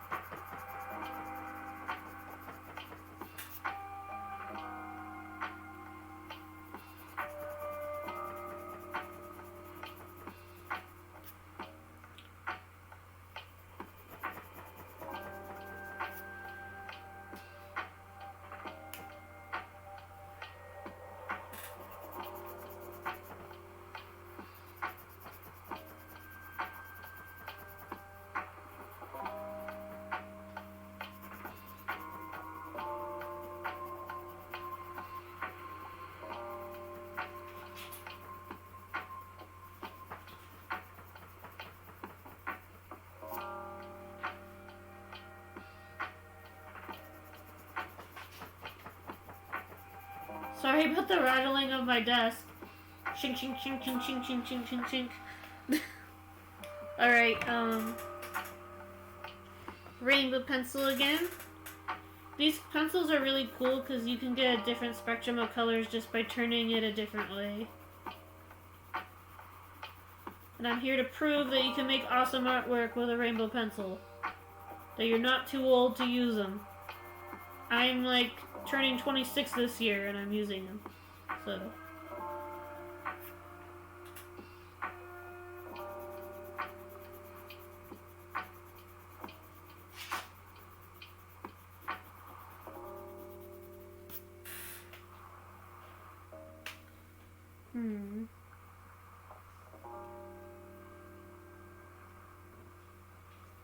the problem is I think my vision might be too grand for my idea.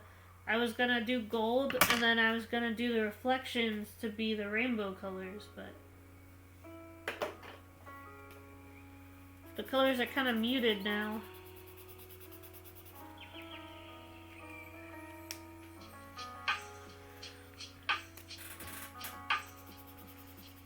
There we go. Maybe all I was missing was a little bit of orange. There we go. I might actually be able to do my idea after all. Yay! That makes me happy. Modern solutions require modern problems. Oops. I just said that wrong. Modern problems require modern solutions.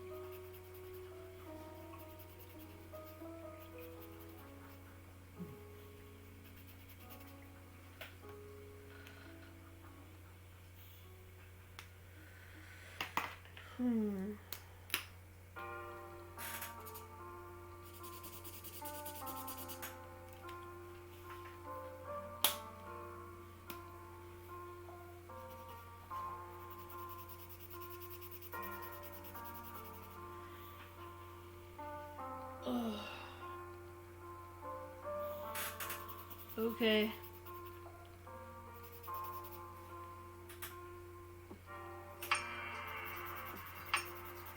Getting pretty close to this end of this piece, and as you can tell, I probably look like I'm about ready to pass out on my desk, so I better finish this up. But I don't want to rush it, so I want to try to take my time as well, so I kind of want a healthy medium here. I don't think there's another drawing behind here, but maybe I'm wrong. Yeah, no. We definitely bled through, so I'm gonna have to rip out that page, sadly.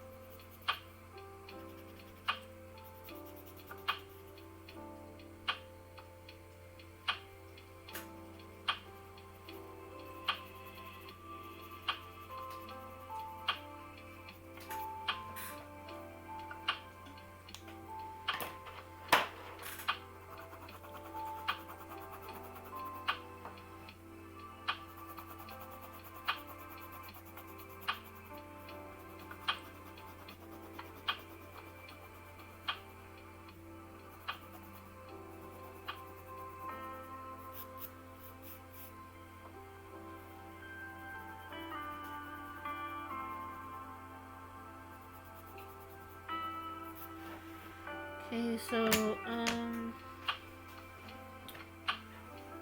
yeah. So I kind of like this. I kind of wanted to go for more gold approach, but this is sort of more of a copper, kind of muted tone. We could work with this. It's not quite my usual color palette, but I'm usually more vibrant and stuff, but lately my work has gone sort of these muted colors, and it's sort of interesting to see what I can do with them. You know what I mean? It means we have an opportunity to brighten the background to make this little guy a bit more interesting to look at.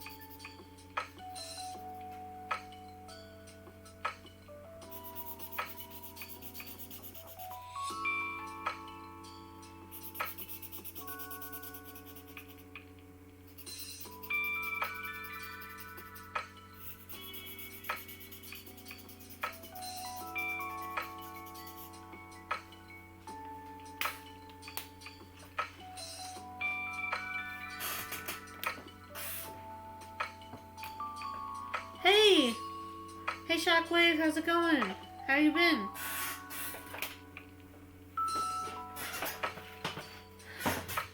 It's been a while.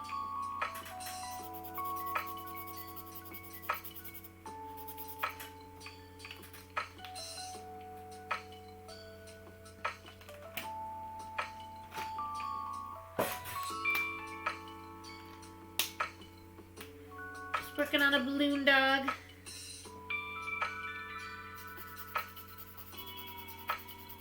Yeah, I get it, you know. People are busy and they got other stuff to do.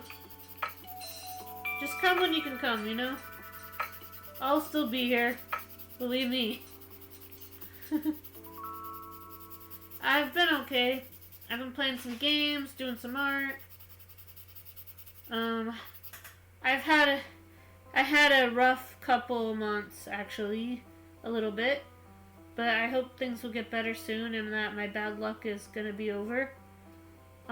First I got sick, then I busted my right arm, and then I broke my phone, and then I had to use a Kindle to interact with my followers on social media, and the picture quality was horrible.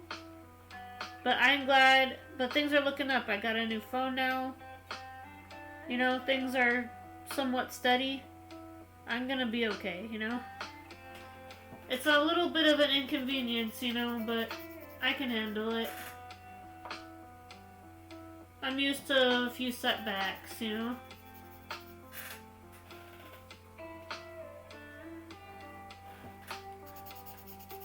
How have things been going for you?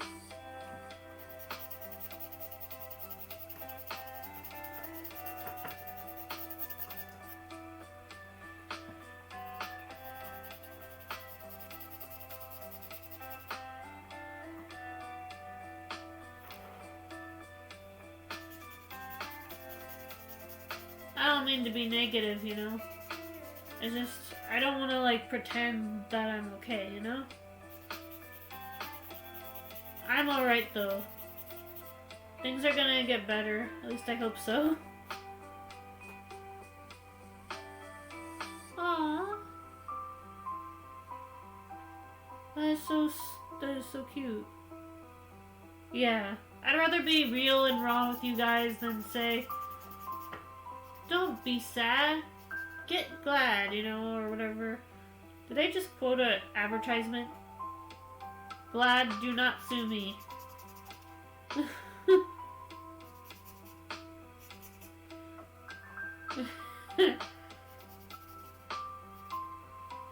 Oh well. Damage already done. Not sponsored.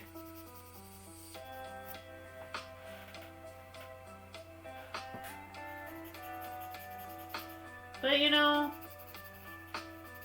I'm trying to gain my audience, you know, trying to post under some art share threads and try to come into other people's streams. But I'm always so busy planning the next drawing that sometimes I don't have enough time to watch other people. And it's sad, you know? I don't want people to think I'm ignoring them. It's just I got a lot to do, you know?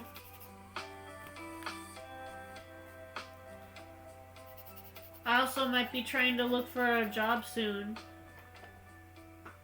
Yeah.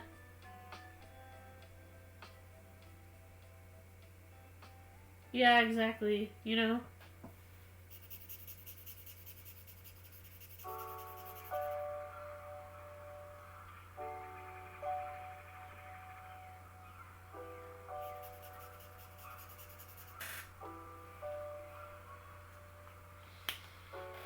Yeah.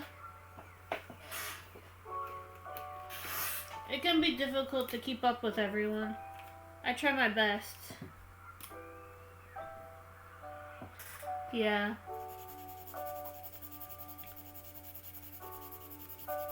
Been trying to punch it.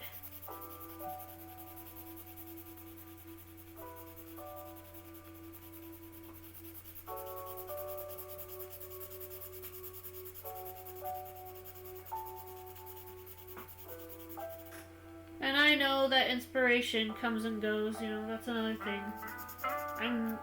It's getting like, I used to post drawings every day, 7 days a week, and now I'm trying to take at least 2 days a week off of drawing to enjoy the day, you know? I used to sit and draw all day, planning the next week of drawings. And, you know, I actually went to work out today. I went outside. And, you know, I feel pretty good. You know? Yeah, I remember everybody, you know? I remember anybody who comes in and comments. And generally, I'm pretty generous with the I have like 5 slots. I think I have like 5 slots for my VIPs. And generally I make the VIPs anybody who comments more than once or twice on a stream. So that includes like Jeff and Mitch and stuff. Cause, you know, you guys are the real VIPs for commenting all the time. Well, it's fine. I get it, you know. People are busy.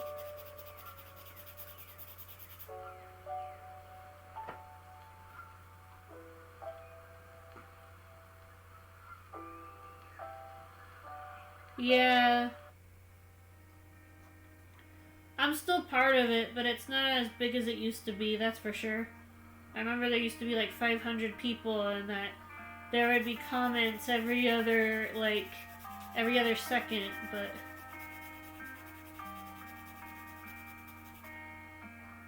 I said this earlier, but there's problems with there's a slight problem with you know, trying to force communities to talk.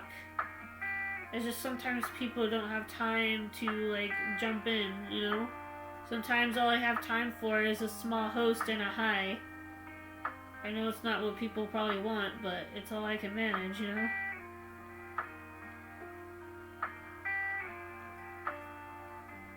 Yeah. I'm probably gonna start posting there again. I'm in a lot of servers, so it's hard to keep track of everything. I think I went past the 100 server limit. Exactly. I actually have my own server now. It's actually garnered quite a following, and people are actually chatting, and you know. Oh yeah, it's down below in the info section. I have my own graphics too. I created them myself. The channel's grown quite a bit actually. I'm kind of happy about that, you know. I did take a little bit of hit after the Twitch bans got issued. I lost 10 people, but it's no big deal, you know. Twitch is Twitch, you know. I know things will go back to normal again. Right now it's a little slow. Twitch warned us it might be a little slow, you know, for a while. But yeah, I'm everywhere. I think the only thing I don't have is a Snapchat and a Tumblr. No, I have a Tumblr. Snapchat and TikTok. Though I might get a TikTok, maybe, but it will mostly be speed drawings and maybe like videos of me skating in the skate park or something. Nothing too or maybe some of my video game clips. There's also quite a few clips of my art and game videos that you missed. You know, we've been through a lot. I have a mob team now. It's crazy. So, even though a lot of bad things have happened, a lot of good things have happened too, you know? I shouldn't be too negative all the time. I got a lot on my mind, you know?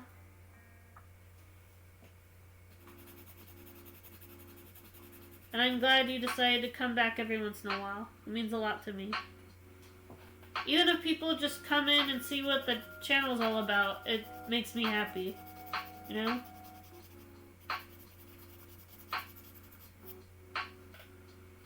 Yeah. Definitely a lot farther than YouTube. My YouTube channel's been taking a hit lately. I don't know why. I post like every other week, but I guess it's not enough for some people. But what can I say, you know? For every unsub, there's a resub, you know? And I just gotta keep my head up and keep believing that art and games can coexist together, which I know they can. Because whether gamers want to acknowledge it or not, someone had to draw your favorite gaming characters. Someone had to design them on a piece of paper before they were ever put into a gaming screen. People might think that all you need to do is know 3D software, but we sketched them out before we put them in the grid. I'm an animation student. I know what I'm talking about. You know? We sketch everything out, whether it be 2D or 3D. Yeah. Don't worry, I think I also got kicked from a server for being inactive. Which is not true at all. I was one of the more active members, but, you know, it's hard to keep track of who's active and who's not, and while my Kindle was out of commission, I couldn't interact that much on Discord. Do you guys want to know what the Discord app is like on a Kindle? It is like you know how you go on a phone and then you try to go on the desktop site and everything's super small or everything's super big? That's what it felt like to be on a Kindle on Discord. Maybe if I auto-rotated, right? And I somehow managed to, like, you know,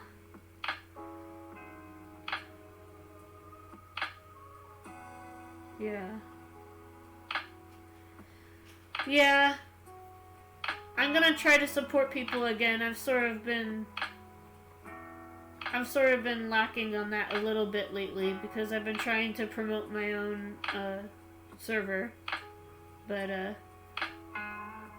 I'm gonna try because I like Joker and all of them and I want them to succeed as well. And they've helped me out quite a bit, you know.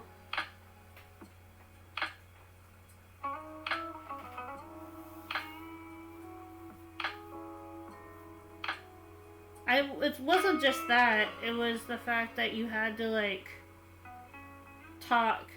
You have to be, like, level 5 to post in the live section. It's like, 5's kind of stretching it. Maybe level 2 at least. Like, have people say hi for a little bit, and then that's what I would do. You know? Like, I get why you'd want people to interact in the chat, to get to know one another. Yeah.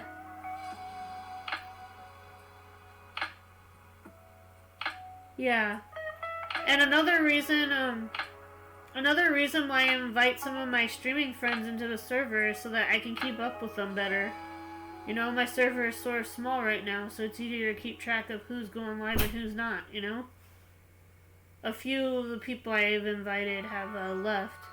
And I kind of get it, you know, my server wasn't that active back then. But it's certainly changed now. You know? It took a while, but once I invited some of my art and gaming buddies, we started chatting up, and it's good to know that people are chit-chatting even when I'm not there to talk. You know? It feels nice, you know? At first I was like, can I really do this? I'm an introvert. I don't talk that much. Don't worry, Shockwave, you know? It just takes time, you know? I'm just full of references. First Hefty Bags and now Jimmy Eat World. That's sort of what I hum to myself every time I'm feeling bad. I hum that song under my breath. I know it's sort of a hashtag radio hit, but I like that song. You know, it motivated me to continue drawing even back in the days when people didn't seem to believe in me, you know?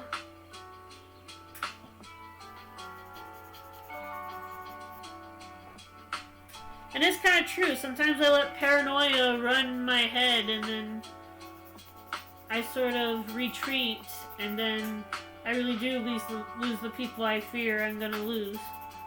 Sometimes I wait for the other shoe to drop, you know?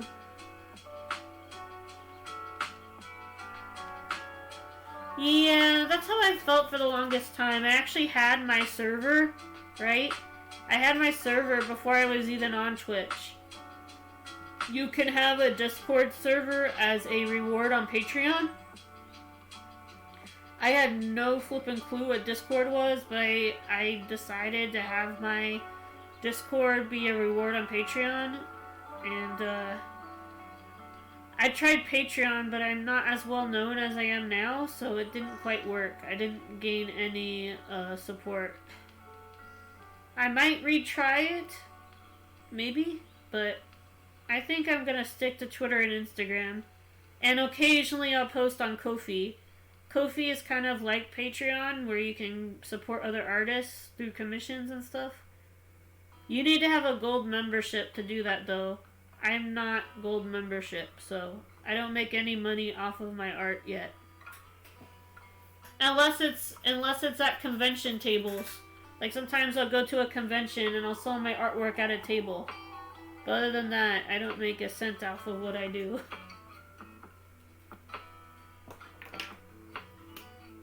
A lot of people ask why I go through all this effort for no money. And I said, because I love doing it. I love playing games, and I love doing art.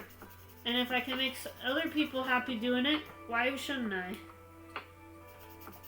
You know? I'm like, why do you eat your favorite foods? Why do you dress the way you do? Because you like it, right? Or maybe your mom forced you to dress a certain way and you've gotten used to it. I don't know. You know? Me, personally, I draw random. Sometimes I dress like a pop culture nerd. Sometimes I dress normally. And sometimes I dress emo. I don't care. I dress the way I want to dress for the occasion. Much like my artwork, my style changes. You know? I believe you can do it, Shock. I was kind of sad when I heard you left the server. I sometimes look at the logs, you know, of the people who come and go.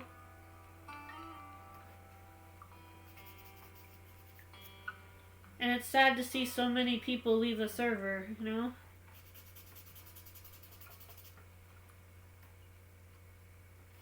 But I kind of get it, you know?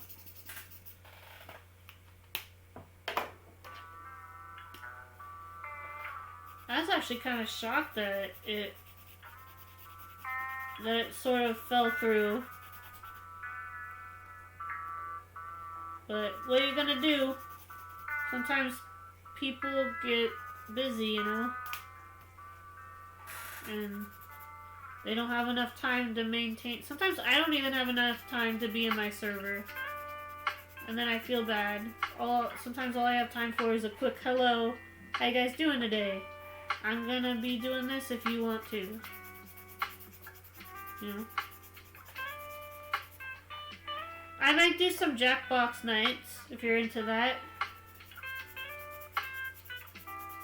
Me and my mods have played Jackbox on stream before, but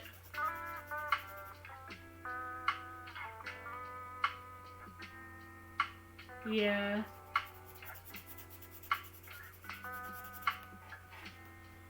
That's true.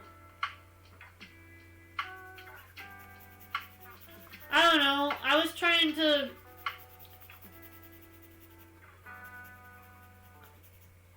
I don't know. I was trying to grow as a streamer, and I was only in like five Discords at the time, and thought, well, I heard that, you know, growing a channel, sometimes the best way to do it is to join servers, you know? And so I started joining all these servers through a Dashboard or something like that. That's how I found out about them, is Dishboard, or what is it called?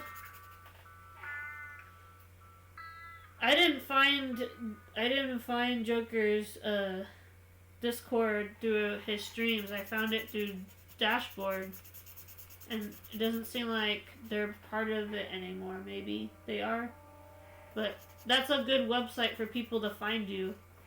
I actually want to try to put my server on there, maybe. That way, people who are into art and games can join. Sometimes I feel super pandery, you know? I feel like I have to advertise certain things that I do because it's required, you know? It's like saying smash the bell and hit subscribe on YouTube, you know? Like, join my server if you want to, you know? And most people ignore that when I say that, so I want people to join on their own, you know? I don't want to force them into something. It's like, just to let you know I have a server, and if you don't want to join, that's fine. You know?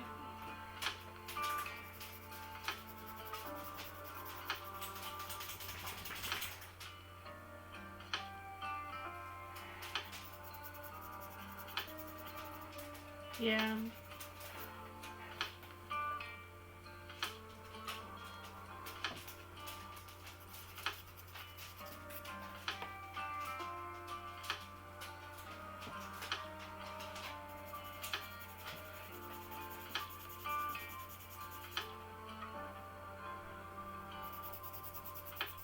I was excited when I first joined because, like, I could grow, but it just wasn't happening the entire time.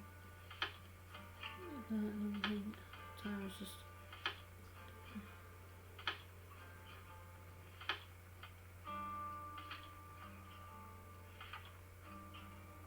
Exactly, you know?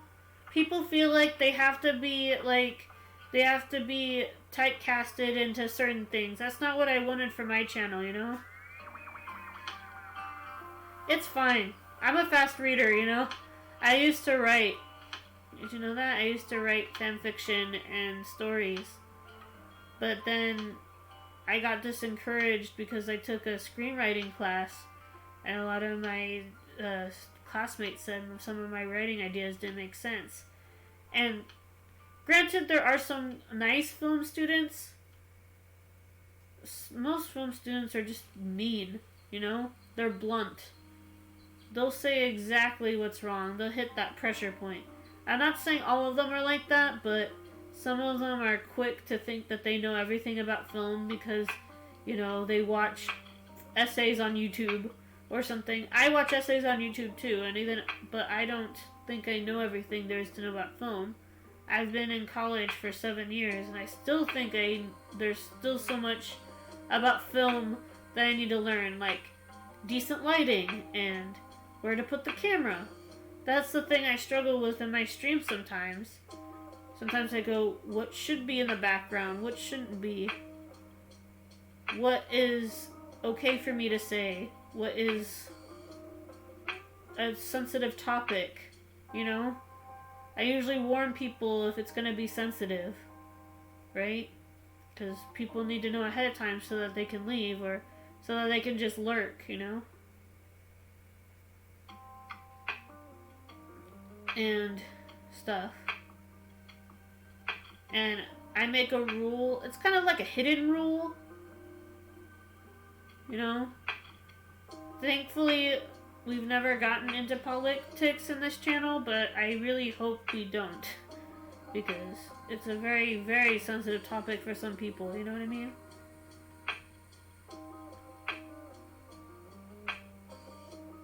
Yeah. Me too. Even though most of what I stream is family friendly, I try to keep it at 18 plus just in case I do not safe for work art, or I do curse a lot, especially during Rocket League. I'm still doing Rocket League streams. I've taken to doing what's known as Club Day, where I play in my private club in Rocket League with my mods. I hope to have people added to the roster, but so far no one's asked to join. Well, to join first you have to be... Yeah. To join the club first you have to like... First you have to like be friends with me on PS4. I've been a little bit afraid to like share my PS4 PSN. Because sometimes when I friend people on the PS4, all they want to do is trade with me instead of actually like playing the game, you know? It's like, I get it, you want some of that rare stuff that I have, but I feel like Rocket League is more than just a trading hub, personally. But yeah, I've been doing okay. I've been doing some art, doing some games. Art and games for life. My friends actually got me into Fortnite for a while. My friends have long since undownloaded the game. They said, we've done everything we need to do in Fortnite, so we're done with it for a while. Just so you know, Shock, I have never played Fortnite in my life, and I was intimidated at first. I was like, I'm gonna suck at this. This is gonna be weird. But I actually played the team mode with Thunder and Nick, and I actually got kind of good. I've always been kind of good at shooting games, so I knew the potential was there. But I actually got kind of good at Fortnite for a while. And I found myself kind of attached, you know? I was so afraid to try it due to, like, the cringy stuff I've heard about the game. But I actually kind of enjoyed doing stupid emotes with my friends in the party royale. I don't know. Even though I know we were being really, really ridiculous. Sometimes it's fun to be really, really ridiculous, you know?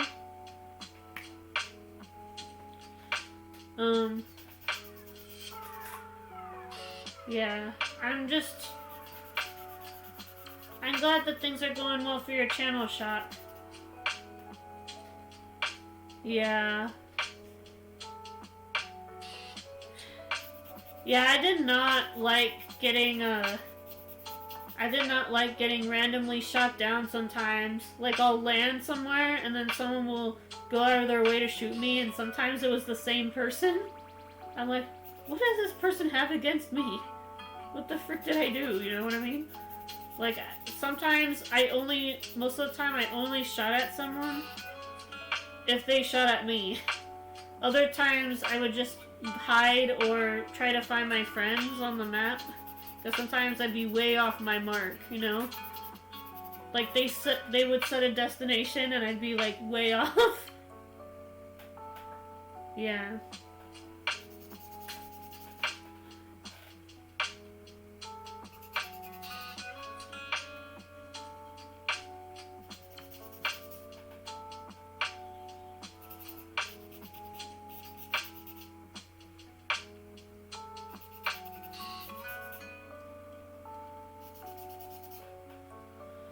But, yeah.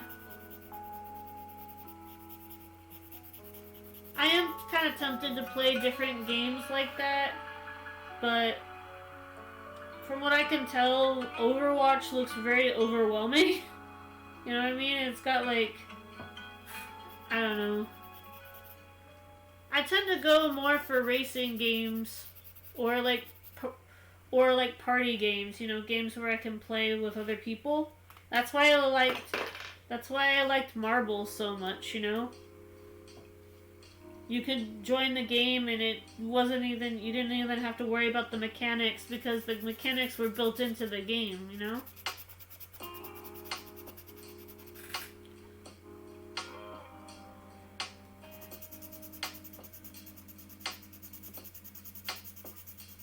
And like I said, I invited some people on my server so that I could keep up with their streams, and they left, so people are gonna do that, you know? Which is weird, because you gotta at least say hi at least once before, like, saying, hey, I got your invite, or whatever. Yeah.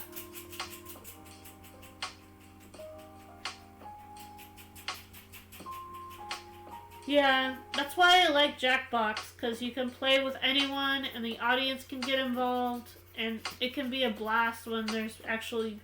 So far, me, Nick, and Thunder have not had anybody really join from the audience, but we still have fun anyway. I think my favorite is Murder Party. I think that's my favorite mini game from the Jackbox series. Which is weird, because normally I'm not a fan of horror, but I do like trivia. And so, even though I think the game is a little scary sometimes with its imagery, I can get over it, because at the end of the day, it's just fun, you know? But sometimes I have nightmares of those little rag dolls that you play as. Ugh. You know? Thank you. Thank you so much. It means a lot to me.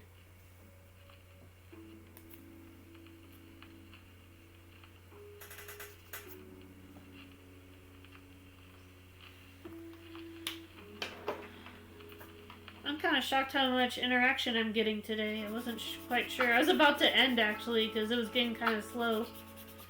I'm a little late. Normally, I try to stream at, like, 8 p.m. my time. I'm from the West Coast. So, for me right now, it's like 1 a.m. But I'm kind of glad that I stayed, because I got to talk with you, Shock.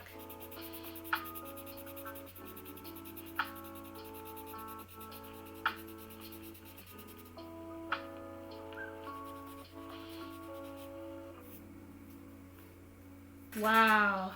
3 a.m. Wow. Yeah, I'll try to post in Atomic Crow's server more often. I am a pretty big fan of him. You know, I grew fond of his stream. Even though I don't know much about League of Legends, I do like his energy, you know?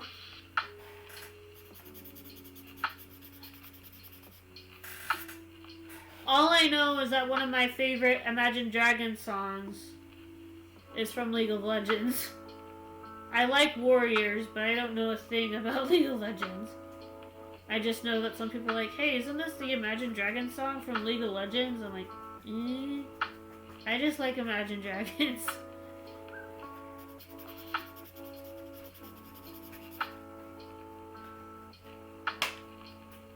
That's good. I definitely want to try to make this chill and also a place where, we can, you know, get real if we need to, you know? I'm not a licensed therapist, but I do try to sympathize with people in my audience, at least, you know? I love Imagine Dragons. I saw them live, like, back in 2017. And let me tell you, I thought Thunder was like a good song, you know, sort of a radio hit and all that stuff, but seeing it live, Thunder is amazing live. Like, the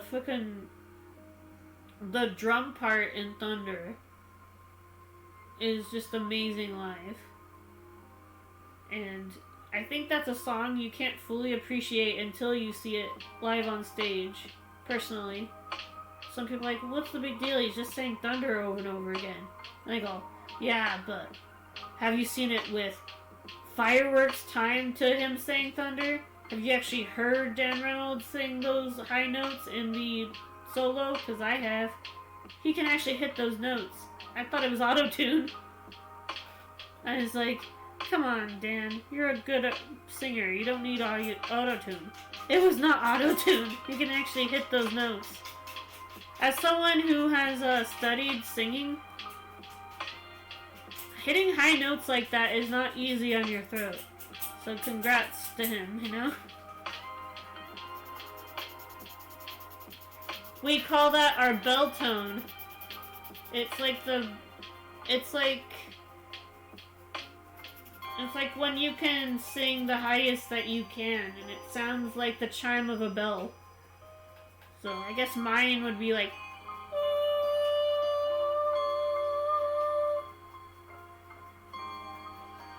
Yeah. That's like my bell tone. That's probably the highest I can sing.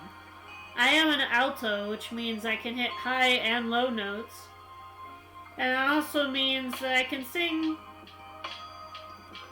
pretty much anything, you know. A lot of people are altos. I think alto is probably the most common sing style. I'm not soprano. I can't do Ellie Goulding or anything like that, but I can do a decent Freddie Mercury if I want to. You know? Except for when he goes really, really super high. Like, it's hard to do under pressure because Freddie likes to do that. It always rains the pores. Like that. It's like, I can do it, but it's sort of, yeah. Let me just say that, yeah. And then, likewise, I can kind of sing like Roger Waters, but Roger Waters is Roger Waters. No one can truly sing like him.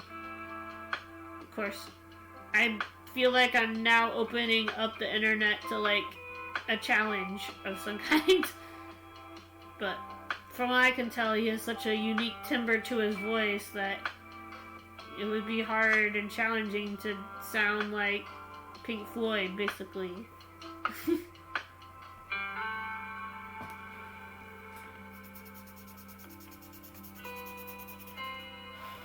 Here's a funny little trivia fact.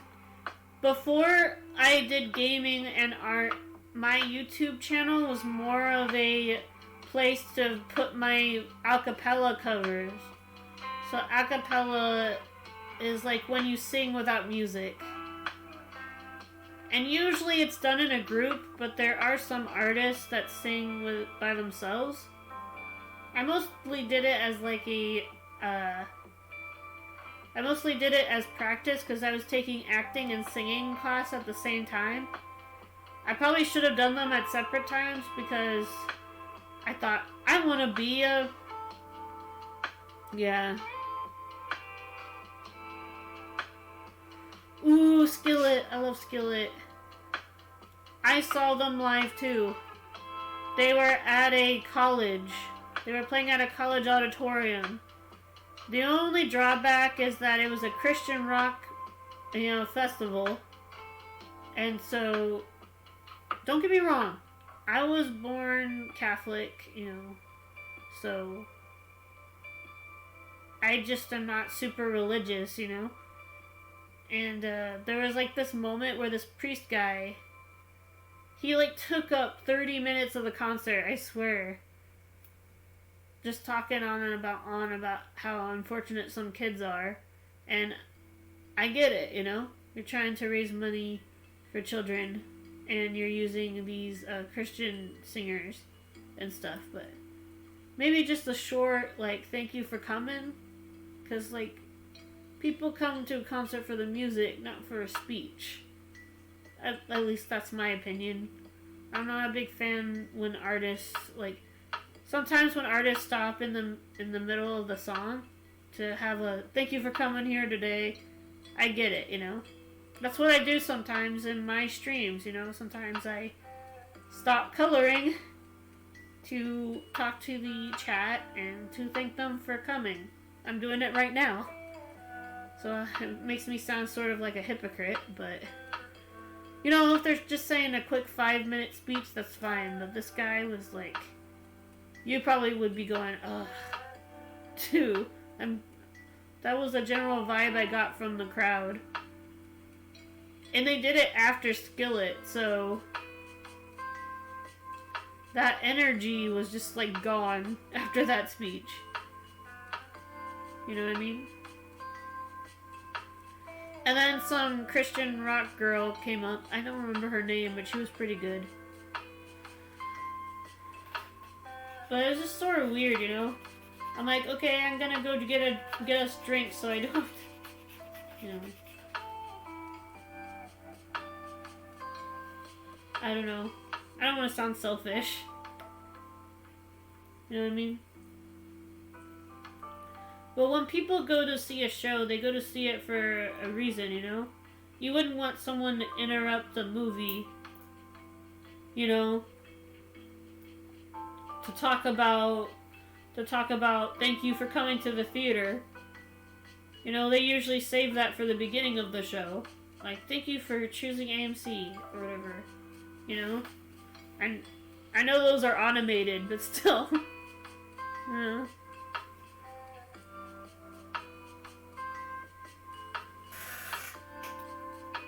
I might do another coloring, why not? I was gonna try to freaking end this early and I ended up streaming 3 hours again. Promises, promises. You know, the problem with art streams is it's hard to tell, it's hard to gauge how long you're gonna take, you know? With a gaming stream, it's easy. With my gaming streams, it's easy. I have like a little eclipse time, right? I have a little timer that lets me know how long I've been streaming. I have that on OBS, but I'm not looking at that when I'm streaming, you know? When I'm coloring, I'm not looking at the time gauge.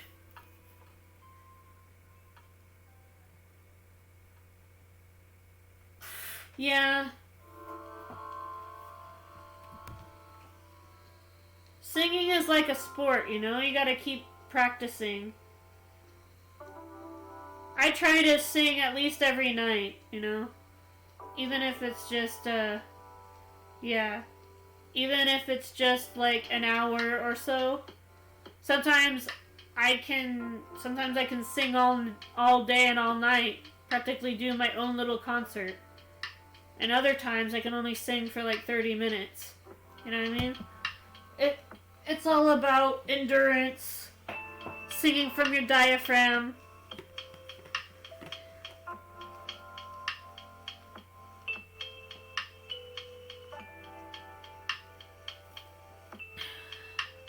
Thank you, Shock. Check out this water bottle. I love it. Pac-Man water bottle.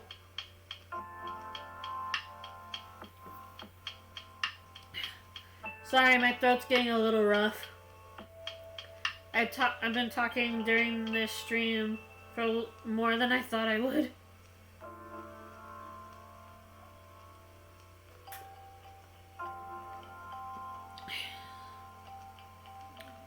You'd be surprised how long it can go if you have water by your side.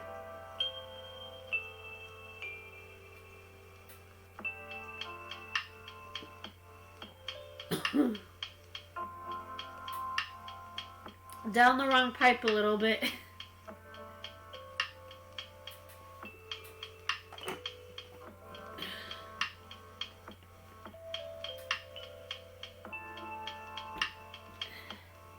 Let's do the Polaroid, and that will be our last one.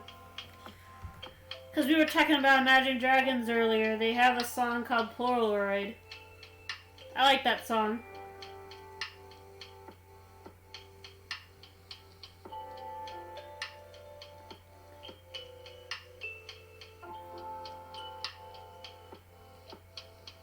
It's kind of like saying life is a picture.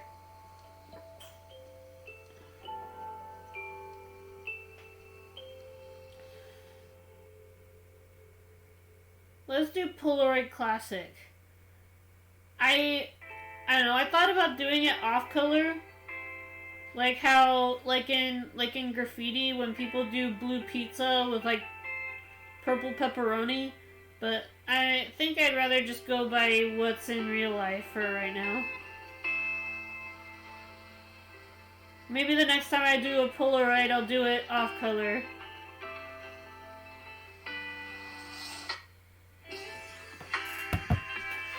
Okay. So it's got a red strip.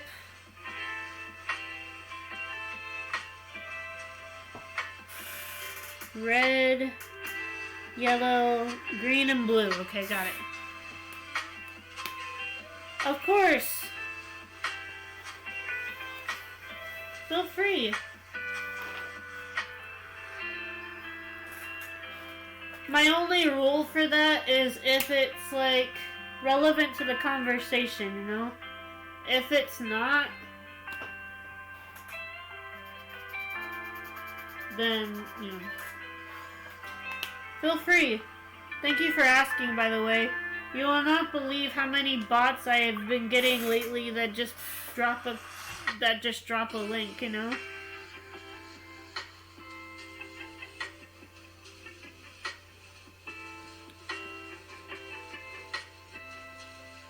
Oh, there's a pink strip too?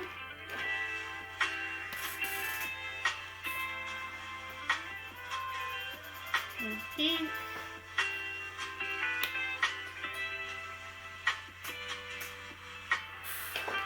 Yellow.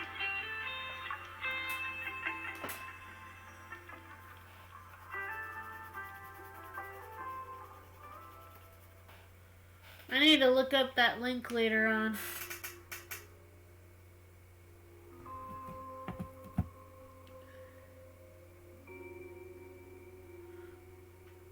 Orange. I'm totally messing this up.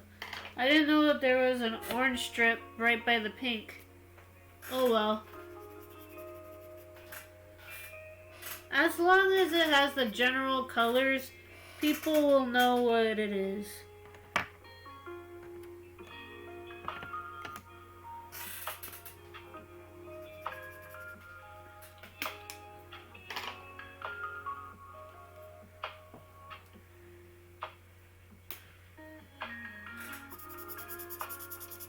Most people don't correct me on like order of color or something, especially when I say I'm taking artistic liberties. But there are some people that are like, actually, Deadpool's costume is red and black and not red and purple. And I'm like, artistic liberty. You know what I mean?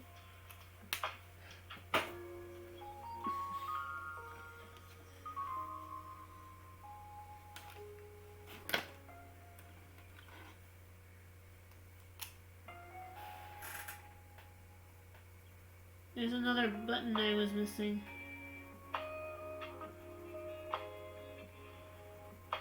Thankfully it's a black button, so we can just put that in there.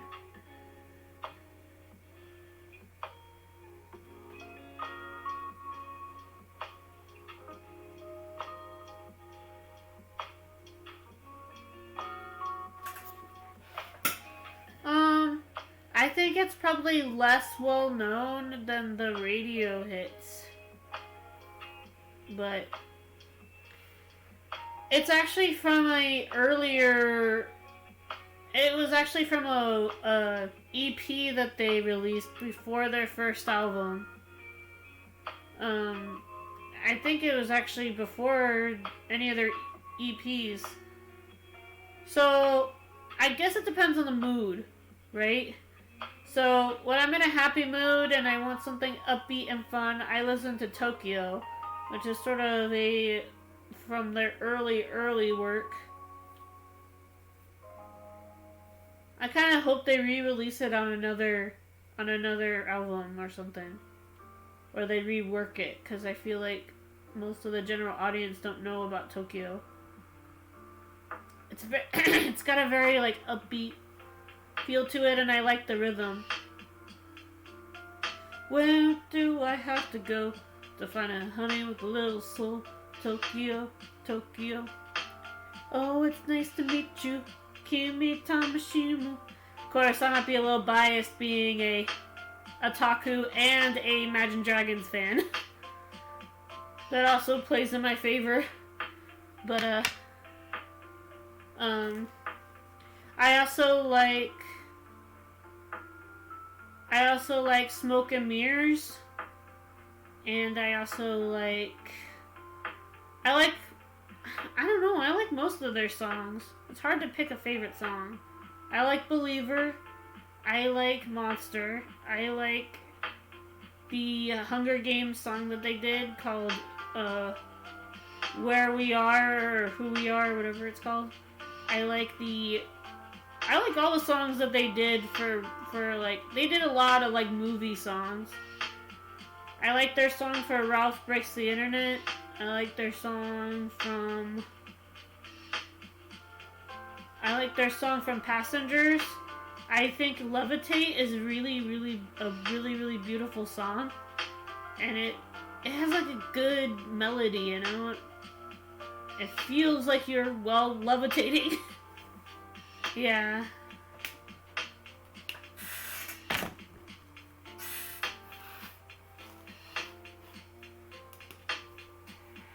Yeah. When some people tell me when some people ask me why I listen to Imagine Dragons or Skillet or Coldplay or Metallica or Frank Sinatra, some people are like, why are your taste in music so different? I listen to almost every era of music that there is. I listen to the here and now. I listen to the 30s. I listen to the 60s, you know? Music is timeless, you know? It always kind of makes me laugh and cringe when people say, that song came out 6 years ago, it's so old. And I go, no, it's not. I'm still listening to New York, and I didn't grow up. I wasn't alive when Frank Sinatra wrote that song, but I still like it. You know? It's kind of silly. It's like, I'm more of a fan of the freestyle, like clean-ish rap, but I can get down with the modern rap every once in a while. I will say, if I have to hear a rap that has obnoxious background music, that's where I draw the line. Like, if it has like 4 or 5 air horns, I'm like, okay, this is overkill. Because I like Run DMC, I like Dr. Dre, you know. I like the old stuff. Yeah. Exactly. And I grew up, I like how everybody's like, Nicki Minaj and all those other girls are revolutionizing stuff because they're rapping and they're women. Like, all. Have you ever heard of Little Mama, Missy Elliott, freaking Alicia Keys? They're not revolutionizing anything. You know? Me too. I don't like her. I think the only song that I like from Nicki Minaj is Starships. And that's it. Starships is really catchy. And that's about it. All her other songs are, you know, you do you type of mentality for me. But, and then some people are like, I guess the group that I like really depends on my mood. Like, if I'm studying, or I'm doing or if I'm trying to invoke some sort of mood in a drawing, I'll listen to old school Coldplay, because like, there's this one song that I like. It's called Swallowed by the Sea. It's not a very well known Coldplay song. It's not Yellow or Fix You. It's got a very poetic, you know, rhythm. It's like, you cut me down a tree and brought it back to me. You know? Yeah. I kind of like that rhythm, you know? I don't know why. It's like, I also like to listen to Shinedown, and I like to listen to Five Finger, and I like to listen to Linkin Park, and I like Depeche Mode, and I like Kansas. I'm not like limited to one genre or one time period. But if you guys want a good modern blues band, and you want the authentic, like, black experience, I think you guys should listen to the Black Pumas. Because there's this one song called Colors. It is so beautiful. And I saw their album at Target the other day. I almost bought it. I don't care if, like, CDs are, like, outdated. I would literally play that CD every day. It's so good. You know? You know what I mean?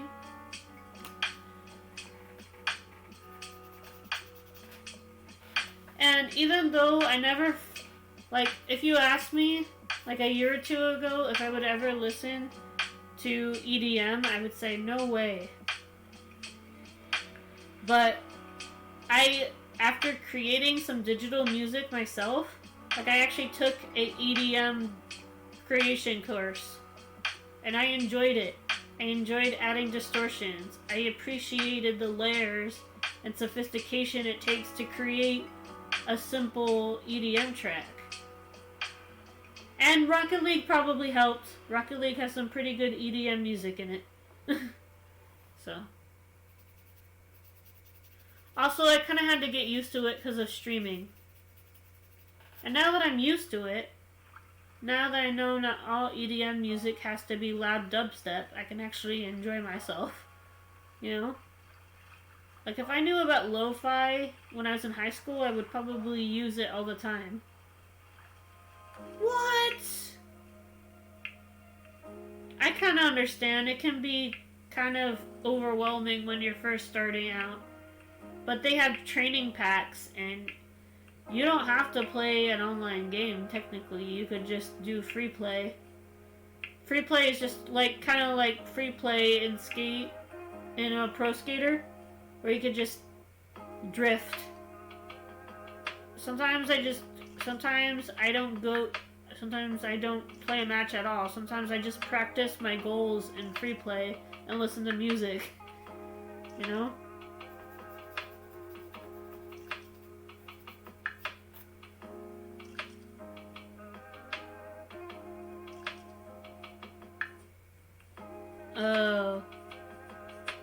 I really wouldn't consider Rocket League a fighting game, but I guess I've never seen that perspective before. I've always seen people always say it's more of a sport, you know, because it's in esports and stuff. I don't know, maybe I'm a little biased. I grew up playing Street Fighter and Soul Calibur, so I'm very much into the fighting, you know, aspect.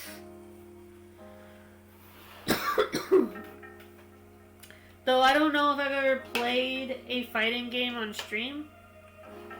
Pretty sure I haven't. I might. But there's like an added pressure. Oh no, wait. Yeah, I played Mortal Kombat on stream like a couple of years ago. Mortal Kombat X had just came out, and my boyfriend had the game, and I went over to his house, and we streamed Mortal Kombat X. It might have, I think that the VOD got 10 views, and that was pretty good for me, but at the time. You know?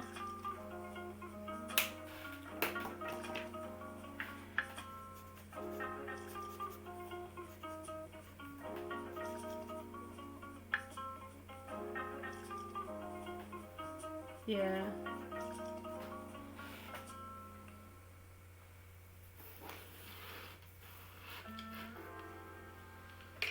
It certainly is fun to play, and I like playing Jason because I can rise from the dead and frustrate him because he's just like, what? No way!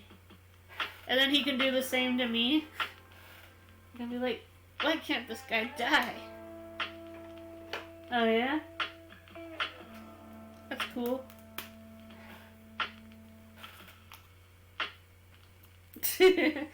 I can see why. And then he liked to be a xenomorph and have like a weird aliens spread out of the stomach. I have never seen Alien, so I don't get. I kind of know about the lore, kind of, but not enough to be like, yes, this is the best thing since sliced bread. Everybody's like, you need to watch Alien, you just need to, and I'm like, okay, I'll watch it.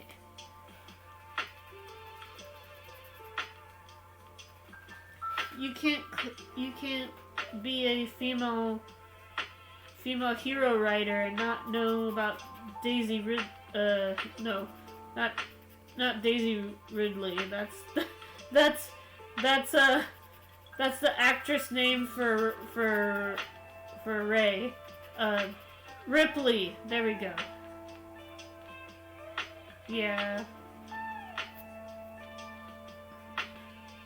Sigourney Weaver.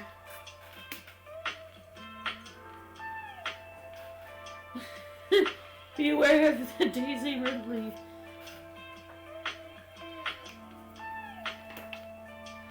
I wonder if people ever made this joke in front of her before, but she probably gets Ripley's Believe It or Not jokes all the time because her name, like Ridley, it's just sort of clicks.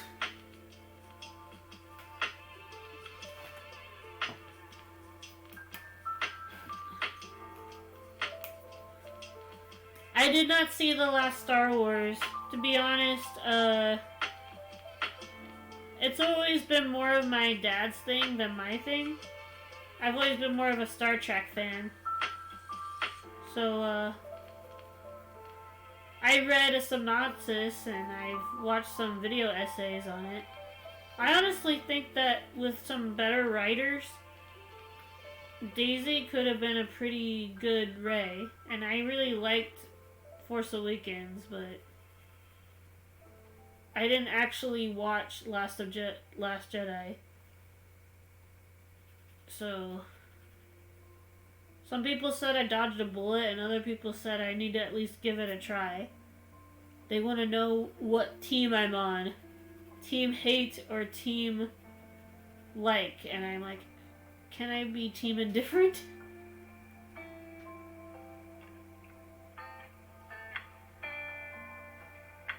Econ Black.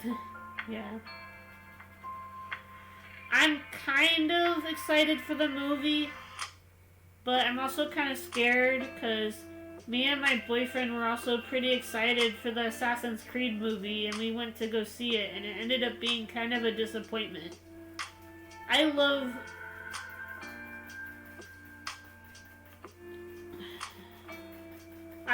Assassin's Creed as a franchise. I like the concept, at least. I played the first game. I played halfway through the first game, and unfortunately I didn't get to finish because my sister took the Xbox when she moved out. Thankfully I got a new one, but by the time I got a new one, they were already on Black Flag, so... I sort of want to do a huge, like, Assassin's Creed binge and just play all the games. Get it over with. Yeah.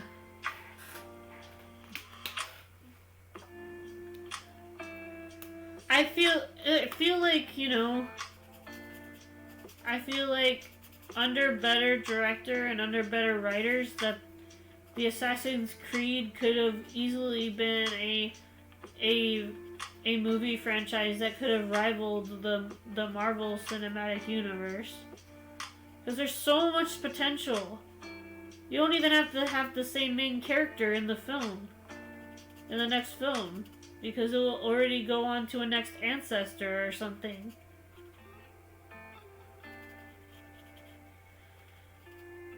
I don't know, I just feel like wasted potential, you know?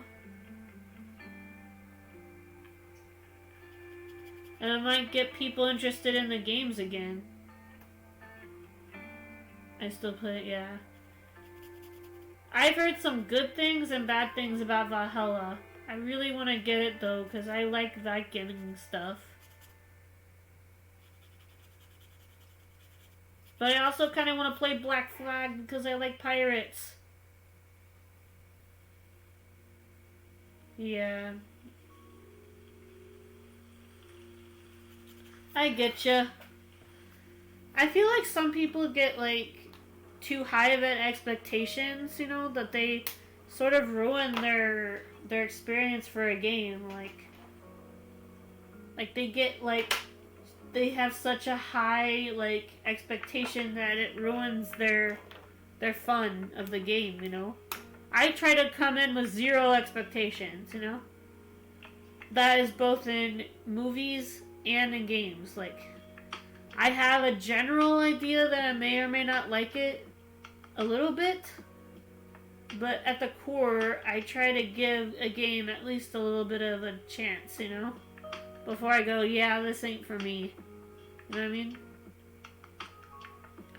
There is one particular game that I knew I was gonna love right away, based off of the premise and the really, really good trailer, and that was Detroit Become Human. I knew right away that it was gonna be a game that I love, because it's futuristic, robots, a story about freedom, and it is also really visually pretty. Like, even if you might not be a fan of the multiple choice genre, you gotta admit that Detroit has some pretty good graphics.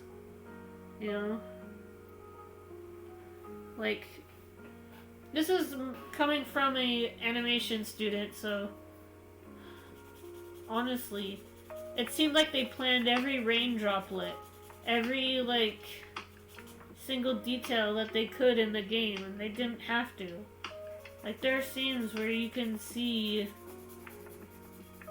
like, dirt on the shoes of a character when they enter a house. You don't have to put that detail in there, but they did. You know what I mean? And it's just so pretty.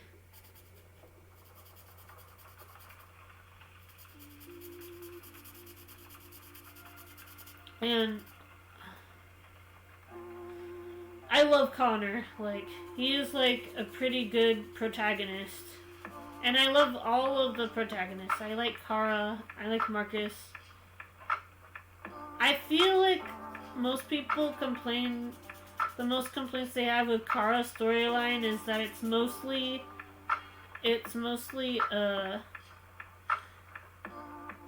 I think that her story is mostly stealth missions, because they have to hide, because they're the deviants, you know?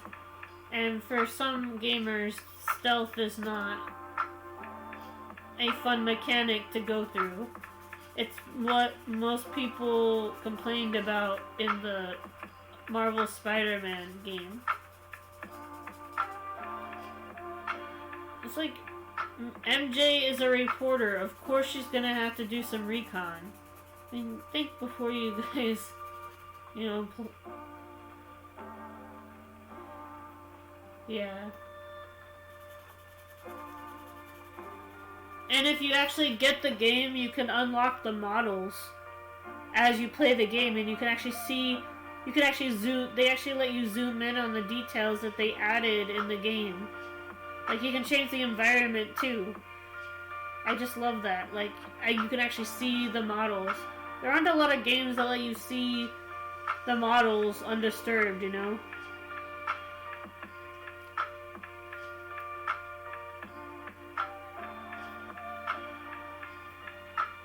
There aren't a lot of opportunities to just see the model outside of game, but the Detroit team knew that the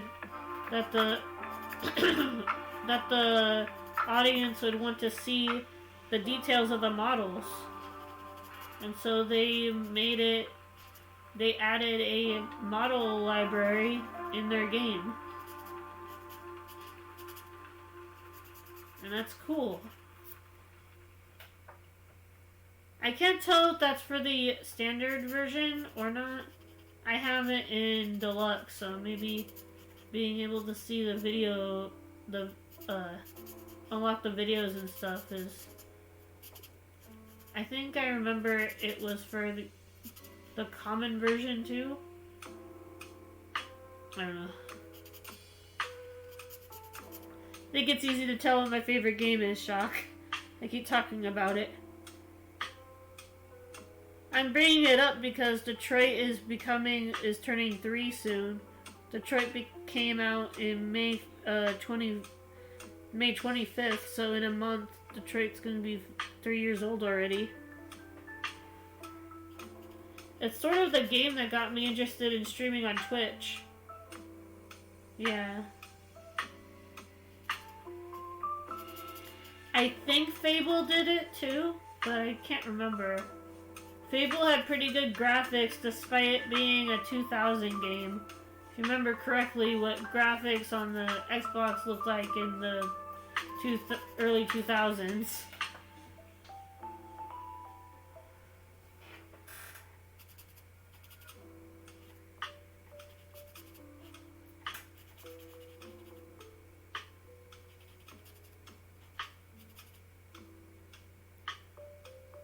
Yeah.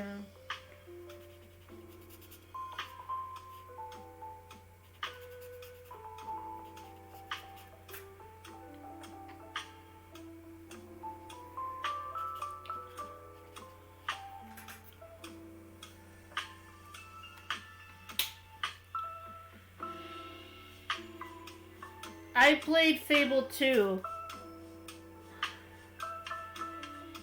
Yeah, I'm kind of excited, but I'm also kind of nervous because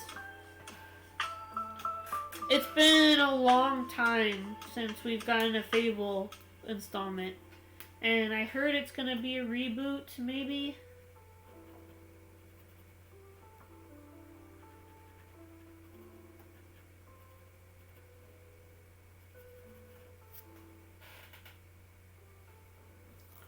I'm sort of anxious and excited and terrified because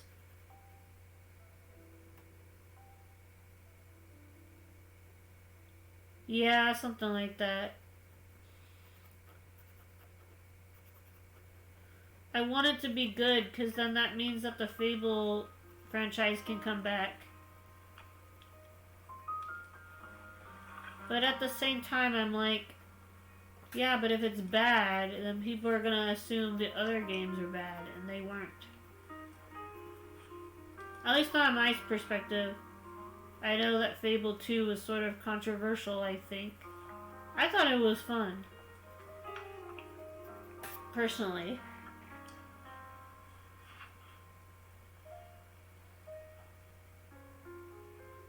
Yeah.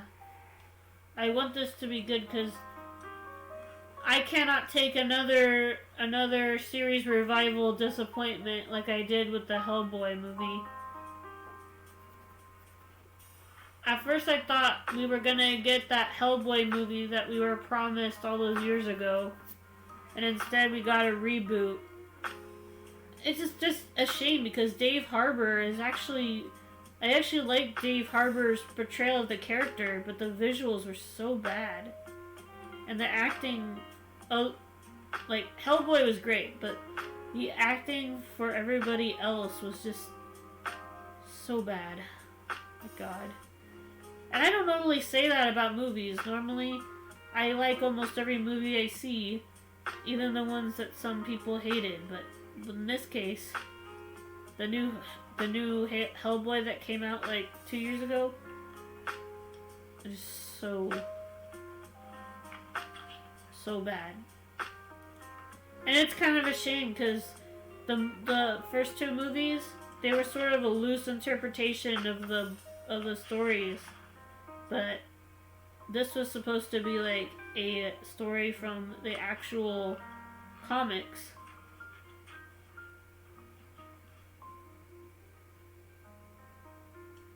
Yeah. They did. It was called The Golden Army. It's actually pretty good. Not as good as the first one, but still pretty good. I mean, it's Guillermo del Toro. You know?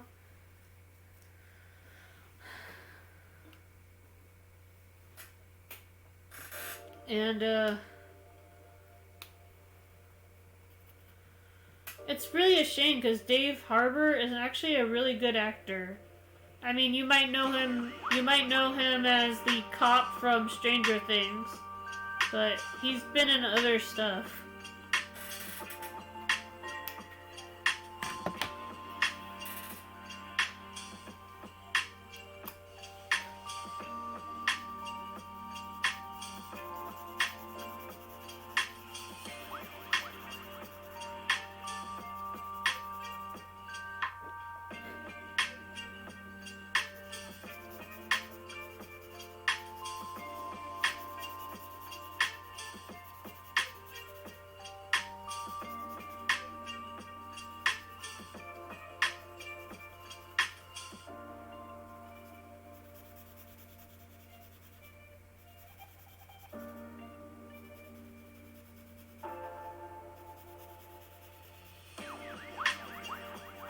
Yeah.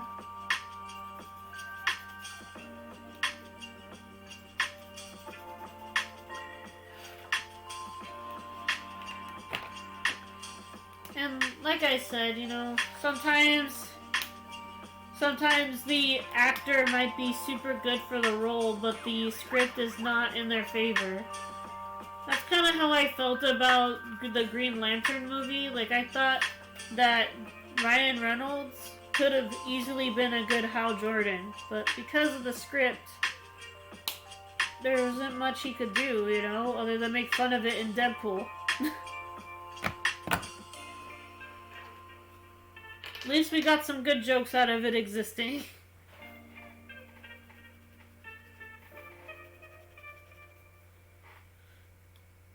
Yeah. I think the only part I actually like from the movie is when he's like showing the best friend and the best friend is saying, "Whoa, green!" I mean, I love that reaction. Other than that, I'm just like like his reaction to like seeing, yeah.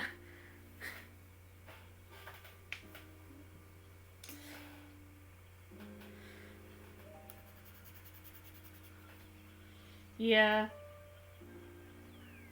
He was supposed to do like a video game style movie like a year or two ago.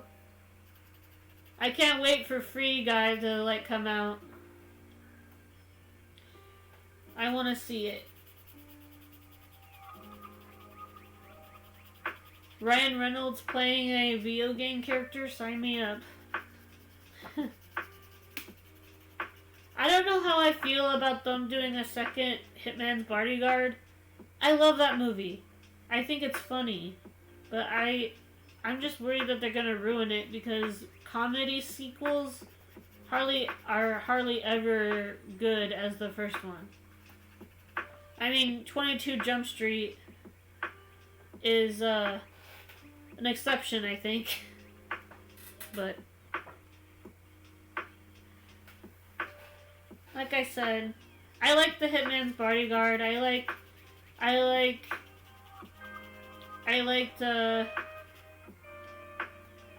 Samuel L. Jackson and Ryan Reynolds teaming up. I mean, who doesn't want to see a movie where Deadpool tag teams with Nick Fury? It's kind of funny when you think about it in that context. Yeah. That's true. That's why I was kind of scared going into Deadpool 2, but as soon as I heard the Celine Dion song, I was like, okay, I'm gonna like this. Okay, I'm safe. You know what I mean?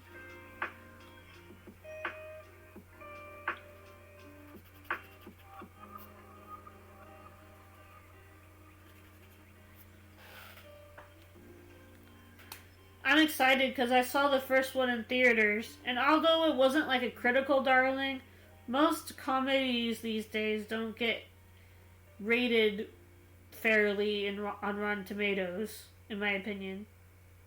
Occasionally they'll get a decent score, but for the most part, critics are just really out to get comedy movies. But the audience score for Hitman's Bodyguard was pretty high, so the audience liked it. That's good. I think I'd rather have a good audience score than a good critic score. You know what I mean? Like, I'd rather see what the public thought of it rather than what some critic thought of it. You know what I mean? Obviously, I do like a lot of movies that are generally considered fresh. Yeah, but sometimes I like a movie because I just like it. I think I know deep down that Shark Boy and Lava Girl is sort of a guilty pleasure movie for me. I know that the graphics are terrible, but this was before New Age 3D. And I feel like that movie kind of rekindled my spark to follow my dreams, because around that time that movie came out, I was like 10 or 11 years old, and people kept telling me that I would never be an artist, and that I should give up my dreams and have no dreams. I used to write a journal filled with all my stories and all my characters. I had a dream journal, just like Max. And I can identify with having a dream that people think is unattainable. You know? I feel like most people are on board with my dream, but they want me to get a job until I can support myself on it, which I guess is sort of a soft go for it, but we want you to be careful. Have a backup plan, you know? I like that mentality, but I feel like I can't imagine myself doing anything else, you know? Some people think, oh, it's just a phase, you know, as soon as you find a decent job, you'll want to do something more fulfilling with your life. And I'm like, are you sure about that? Because for me, coloring my diary in front of a lot of people is fulfilling. Like, if you really think about it, I don't really express my emotions through words. My sketchbooks are sort of my diary, so if you really think about it, I'm coloring my diary in front of strangers, and people like that. People like the vulnerability of seeing my soul put on paper. You know?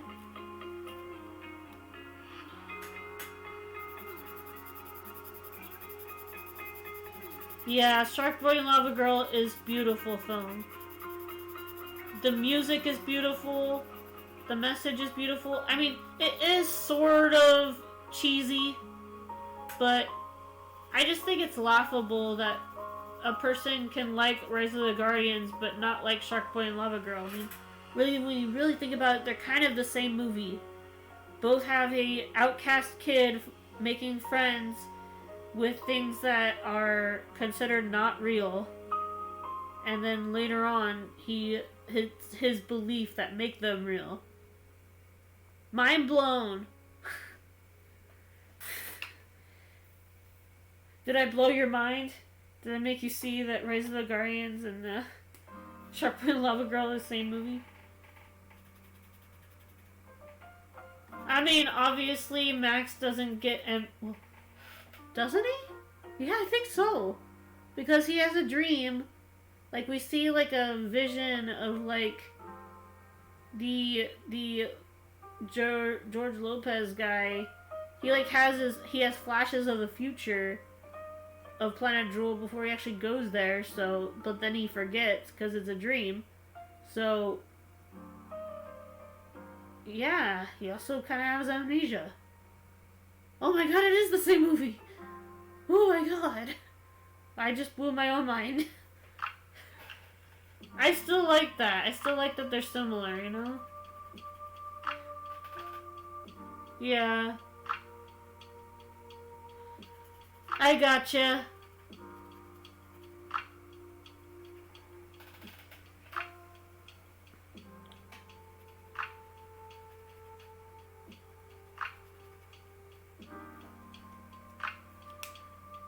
I'm getting close to the end of this piece anyway.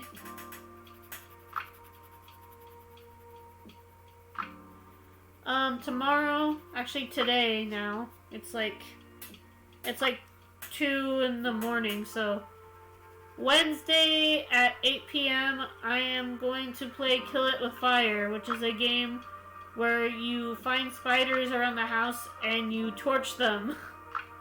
It's a fun little mini game, I think. I think the game is fairly short, so I should be able to get through it in one stream. I think.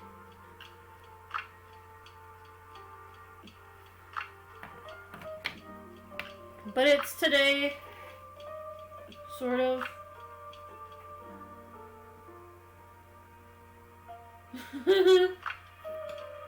Yeah.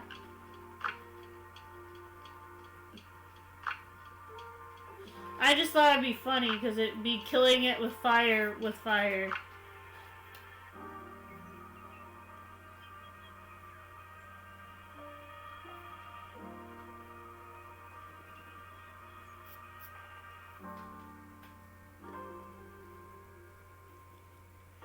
Yeah. The graphics are cute. It's not like fully detailed or anything. It's just meant to be a fun little mini game, but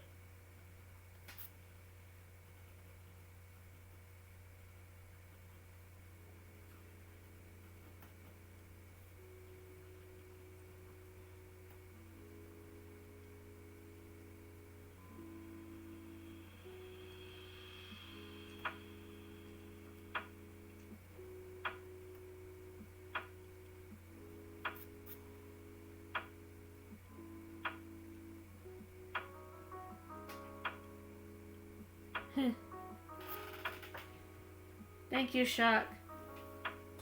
Thank you for stopping by. I was getting close to ending it anyway. I'm at the 4-hour mark now. And you know, I should get some sleep too.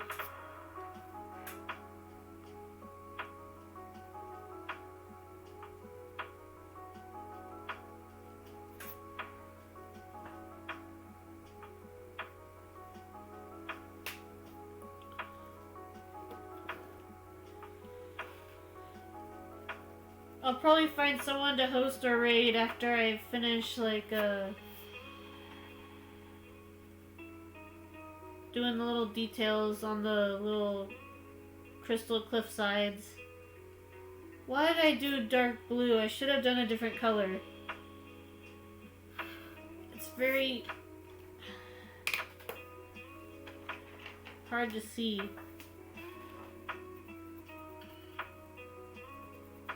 Alright, see ya, good night.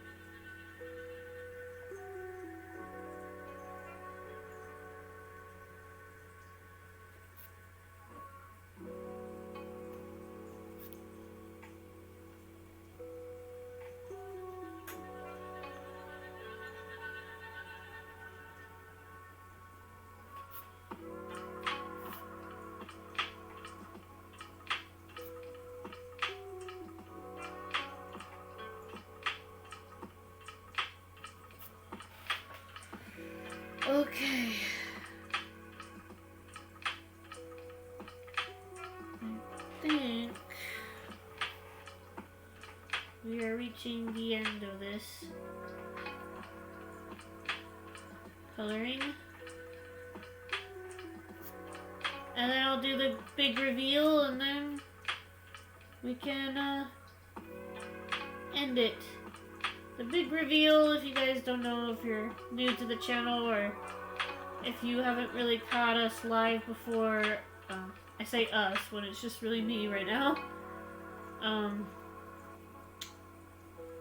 is usually, you know,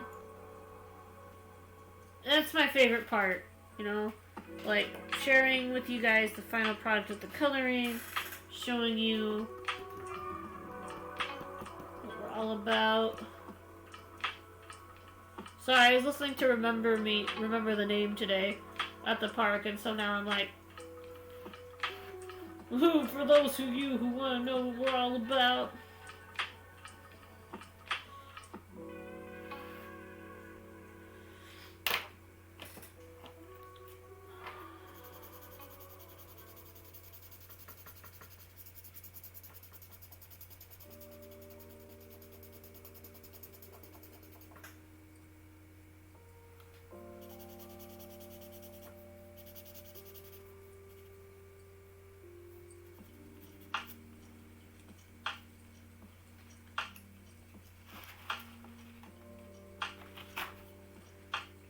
My hands are shaking.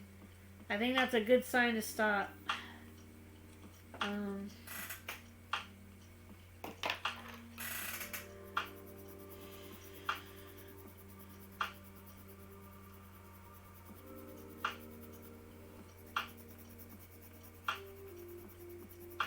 After I finish this little bit. Okay. Let's see. Pencil down.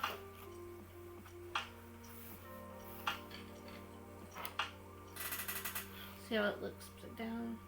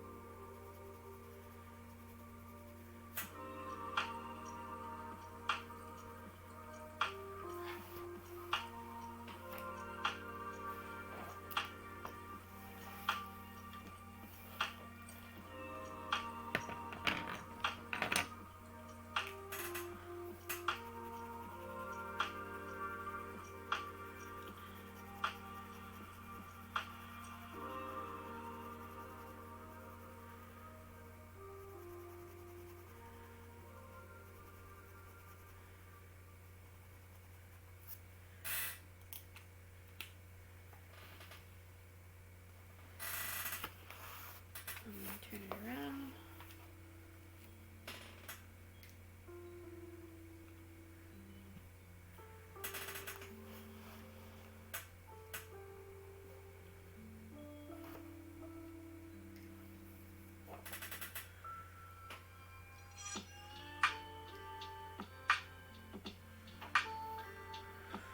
Alright, I think that's as good as it's gonna get for right now. I might be able to fix it up a little bit in PicsArt, but until then, I hope you create and inspire. And if you excuse me, I'm kind of really tired. Anyway, here's the first reveal. This is the Polaroid, and it is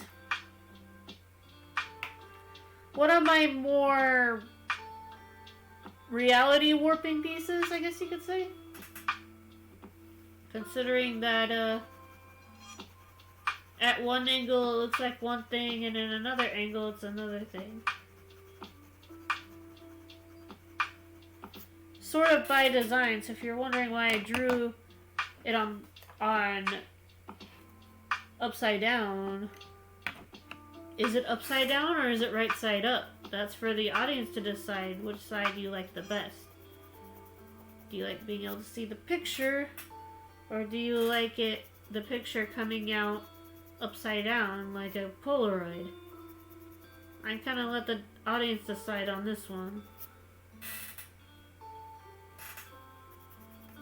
It's open for interpretation. Okay.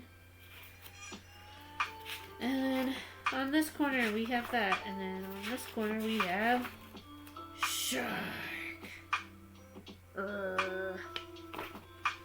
And yeah, I think that's all we did. Really? I didn't do another coloring? Oh, yes I did. Duh. Balloon dog. Swoop to the light. Ooh, shine.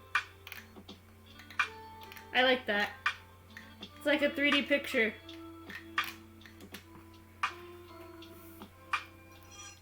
Anyway, I'll see you guys around. See you later. I hope to see you guys for Killing It with Fire tonight. And till then, I'm gonna take a little nap. I might do a few colorings off stream, considering I'm a little behind in my line art, but maybe not. We'll see. Till then, see you guys around.